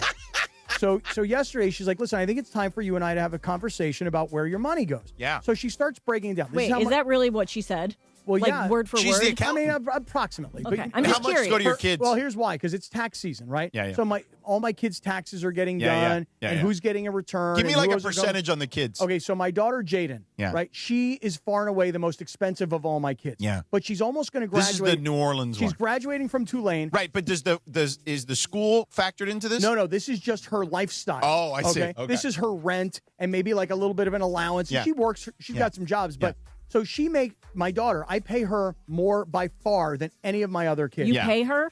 That's what it looks like on paper. Yeah. You know? Yeah. And it's like 3 times as much as every other kid. Yeah. So Rachel's kind of schooling me last night. Like, you can't wait for her to graduate because you stop paying her rent. Yeah. Stop giving her money every month. She's going to move home. She's going to have a job, et cetera, et cetera. Why don't you just set up an LLC and hire her as an employee, and then you could write that off? That is a genius idea. I thought that's what you were getting at without getting at it. So kind of doing that yes. Oh, you are? Okay. Yeah. Wait, But- is she a dependent? She's getting to a point now where she can't be anymore. Right, because she's getting to a certain age. Yes, right. Yeah. So, but here's the point about streaming services. What about the other kids? Do they say, screw you, Dad, I need more money? Right. My one daughter is like, Dad, I don't understand. Why she take all the money? And I'm Yeah. like, oh, she goes to this expensive school. She lives in an expensive place. So I'm making excuses. Yeah. But I just can't wait for this. Tomorrow, I pay the last month rent. Yeah. That's it. It's over. She graduates, and we paid first, last security. So then the last month is already paid, and give me that freaking security deposit back, and let me stop spending all this money. But we're breaking all this stuff down yesterday. Got to buy more Coors Lights. Probably. Well, I need to get more Coors Lights. Exactly right. Do you know that I'm paying Amazon Prime twice? $16.15. I'm sure that's not the only one. Well, listen, $16.15 for Amazon Prime, and I get charged twice. So I'm assuming now that I obviously have 2 accounts. Also, the student one is like $6 a month. You should look into that. Okay, YouTube TV, $85 a month. Right. Plus like another $56 a month, plus another $4.99 a month. So I start looking into this last night. The $4.99 is to be commercial free. Yeah. I didn't even know I was paying for it. Yeah. $4.99 a month Yeah. on YouTube TV. Yeah. Now, as far as the $85 a month, I don't even know what that's That's the regular, YouTube TV package. Okay, and then the $50-something a month on Is top that of the it, NFL? that's my NFL. Right. So, I'm looking at this last night, and here's what I think I'm going to have to do, because I had to go onto Rocket Money. They have an app. Yeah, yeah. And here's what I mean, there's been a commercial for that for 10 years. Here's what I think I need to do. I think I need to cancel everything and start over. I think I need to cancel YouTube TV, Apple TV. Yeah, but then what's going to happen when you Netflix. can't watch? Well, no, then what I'm going to do is I'm going to start over and go, okay, I need Netflix to watch this. I'm going to order Netflix. Yeah. I need Apple TV to watch this. I'll order Apple TV. Yeah. The point is that I'm spending money, and I'm sure other people are as well. Yes. I'm spending money on products that I'm not using. My gym, for example, I just got to notice that my gym membership went from $28 to $53 a month. And I'm like, I don't even go to this gym anymore. I just have the membership just in case I ever want to go. Why don't you set up I canceled Chat that thing. or Quad to track everything for you? Well, so I've got Rocket Money to do that. Well, I understand, but you also, as you set up these new accounts, put in your password, put in what it is. Well, I'm telling you right now, everything you mentioned, the big 7 you said, I think I have all of them. I want to cancel every. No, you not only have all of them. Yeah. You have one at Rachel's least house, 14. one at your house. I got to cancel every streaming service and start over. Yeah. Okay. All right, Cappy. Well, good luck with that. That does it for the Lindsay segment. Thanks to Hernandez Wholesale Flooring. Emily, get in there. Emily, it is time let's talk now cornhole. For a special edition of the Emily segment as she joins or the us. Michael Jackson movie. The great Emily Hebel. She is the producer for Mason in Ireland. It is, isn't it? I got my headphones on. Hi, guys. Hey, what's up? I always listen to you guys when I'm driving in Yes. and after I come off of swim practice, but not practice, but swimming. But first, Wait, are you doing like a master's swim in the morning? Yeah. And how much do you swim? Today I just did 2,500 Oh, yards. wow. Nice. So I Nice. usually do between 2,500 and 3,000. Do you do that in hundreds or what do you? Just vary. I have different swim sets. But first, is this your daughter's? It was at one time. Yeah, it was my daughter's water bottle. I saw this on the YouTube and I was just like, "There's no way Cappy bought this for himself." No. because it's pink and purple, Yeah. very cute, Yeah. but very Gen Z. It was They're trying to be hip. It was a Target purchase that, Yes. and she must have left it at home. Yeah. And it's a great bottle. Yeah. Keeps the water cold. It's got the straw down in there. Yeah. It's really you're good. like a Gen Z little high school girl with that. I love that. Whose lipstick is all over? Is that mine? It might be. I don't know. But I was weighing in because you texted us yesterday during our discussion about Mace apparently thinking he's a great cornhole player. Yeah, I was listening to Fast Track, and you guys were talking about cornhole, and then Mace just randomly jumped in that he could be a professional cornhole player. I have learned over my almost 5 years here that never bet on Mason in a physical challenge. Yes, of course. So there's no way that I would put money onto Mason at all, which is why all of us, including you, put money onto the field that he would not get. He said 7 in the hole. No chance. Out of 10. No chance. That's 70%. No. That's ridiculous. And I want to know what the pros do. And there's no chance he knew that the professional distance was 27 feet. No. And I also, he never plays against somebody. That was the other thing, right? He plays by himself. Wait, does he? I don't remember at his birthday party a year ago. He says he plays one-on-one. Okay, but does he have a full cornhole set at his house and he practices Probably, regularly? And yeah. This is a thing but that he you've does? been to his backyard. Yeah. Maybe if he went from one side to the other, you could get close to 27 feet. But there's not a distance there that regularly he could practice. And it's just like him and Juan, I guess, going back and forth in cornhole. I don't know. I just Wait, called him into and question. Juan go back and forth together on cornhole. Okay, got it. Keep going. Anyway. Just want to make sure I understood the game. Okay, so I don't think he'll do it. We'll see if it happens. We tried to do it yesterday, but the cornhole, both the apparatus was broken and we had no bags. Right. So 2 very important things to happen were not available. But Stephanie says, right, that what is the update on that? They ordered a new one. Amazing. They have bags and they work. All right. Okay. We will do it as soon as we have that, and I would love to do Can we measure this hallway to Oh, make we sure got it's plenty 27 We feet? got plenty of room Yeah. here. Yeah, I think we should do it, and we'll do it during a Why are you crosstalk laughing? sometime. It's But why? it's all does, so good. I don't It's all understand one so thing. good. Let me just say this. This hallway's infamous. This was where the Marcellus John Ireland chicken wing happened. And the tortilla slap. And they've raced each other there, which again I think Mason won that, which is It was a surprising. 40-yard dash. Remember they were trying to do the 40-yard dash. And Marcellus and John tried to do it, and then Marcellus bumped John and almost Yeah, killed him. Mason went forward and John went backwards. Yes. But I think people look at curling during the Olympics and they go, well, if I put in the time and the effort, I could easily become an Olympic curler. And then you find out it's a lot harder. Or I'll give you my example. To me, if you said to me, look, I'll give you 1 year and you can be a pro athlete, what is the most likely sport you could become a pro athlete in? I would pick bowling. Because I think that in a year with proper coaching and proper equipment and practice, I think bowling is the most likely game that I could probably become a pro in. Cornhole. I don't does he think it's because it's a lack of physical exertion and he can handle that? I think he just thinks he's very good at it. I don't know if he's going to do it under pressure. That's the whole issue. Right. With this, Excellent point.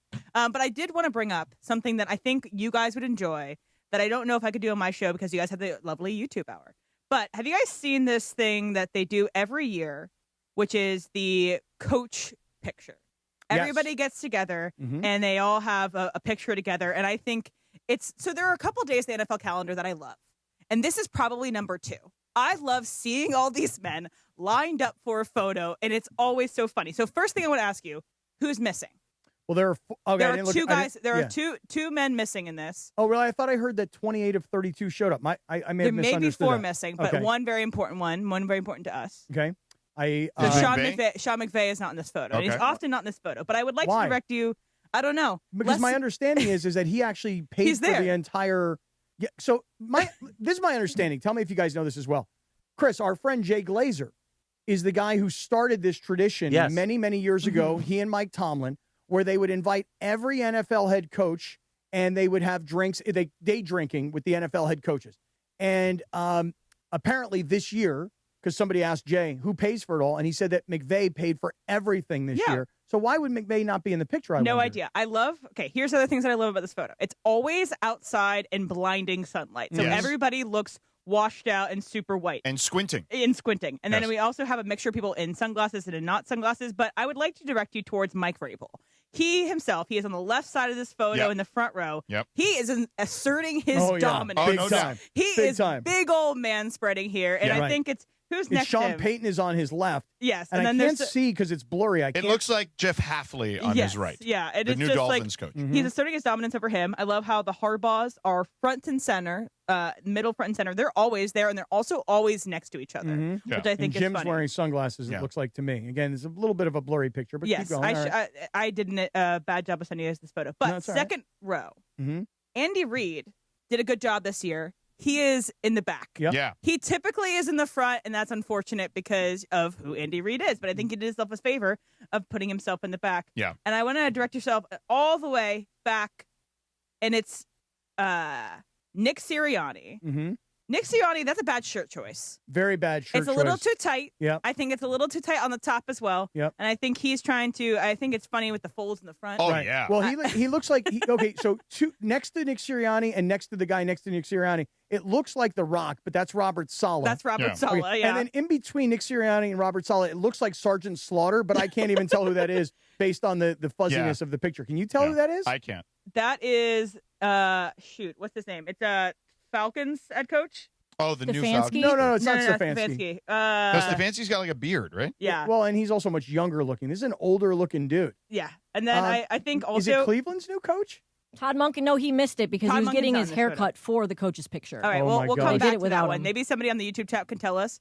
And then all the way on the left in the back row, I want to point out the new Steelers coach, Mike McCarthy. Oh, he looks terrible.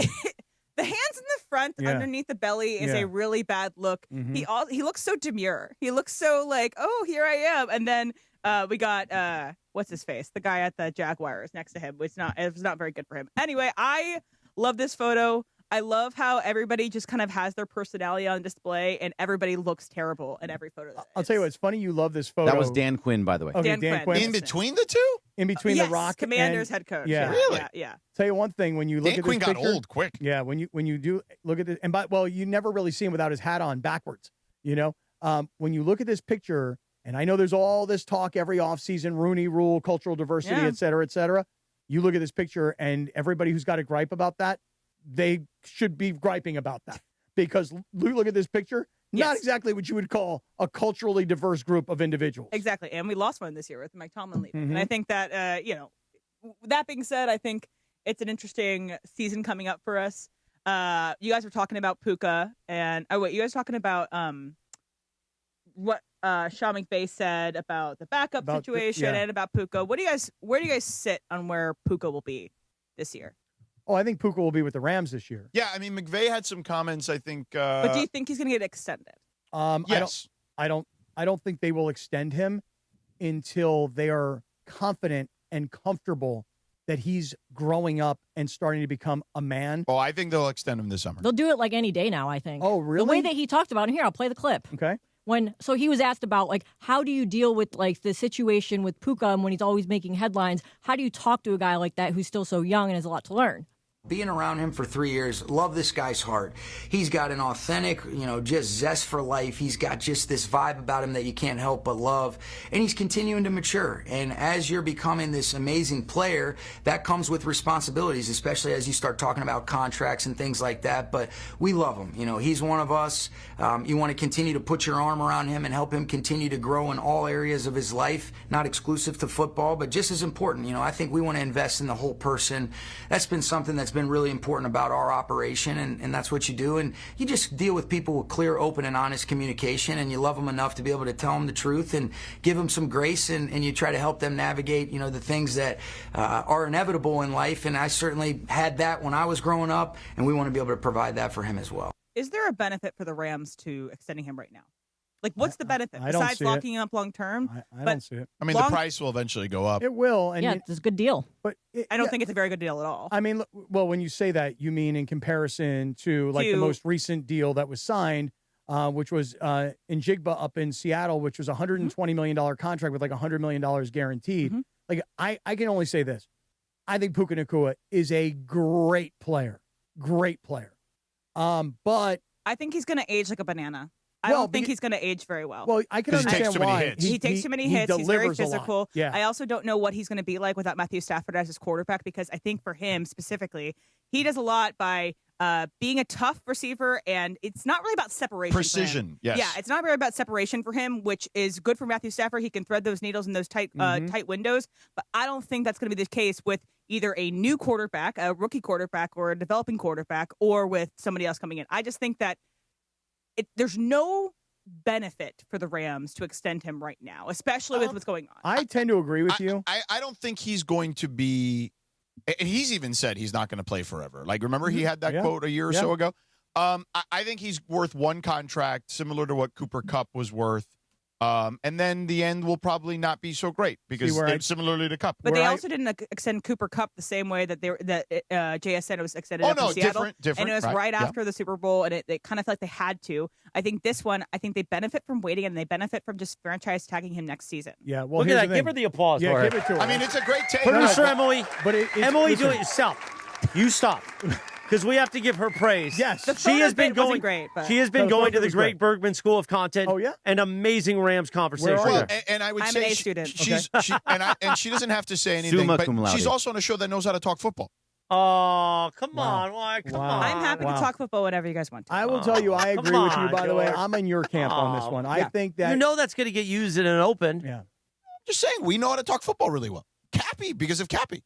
I don't know if it's about me, but Cooper Kupp was a different character. Yeah. And you could invest in Cooper Kupp and know this guy ain't no problem. I also think that you can look back to when this all started was this season for Puka, off the field things. It started back in September with some other things that I don't really want to talk about. But I think without Cooper Kupp here, I think he struggles without having him around.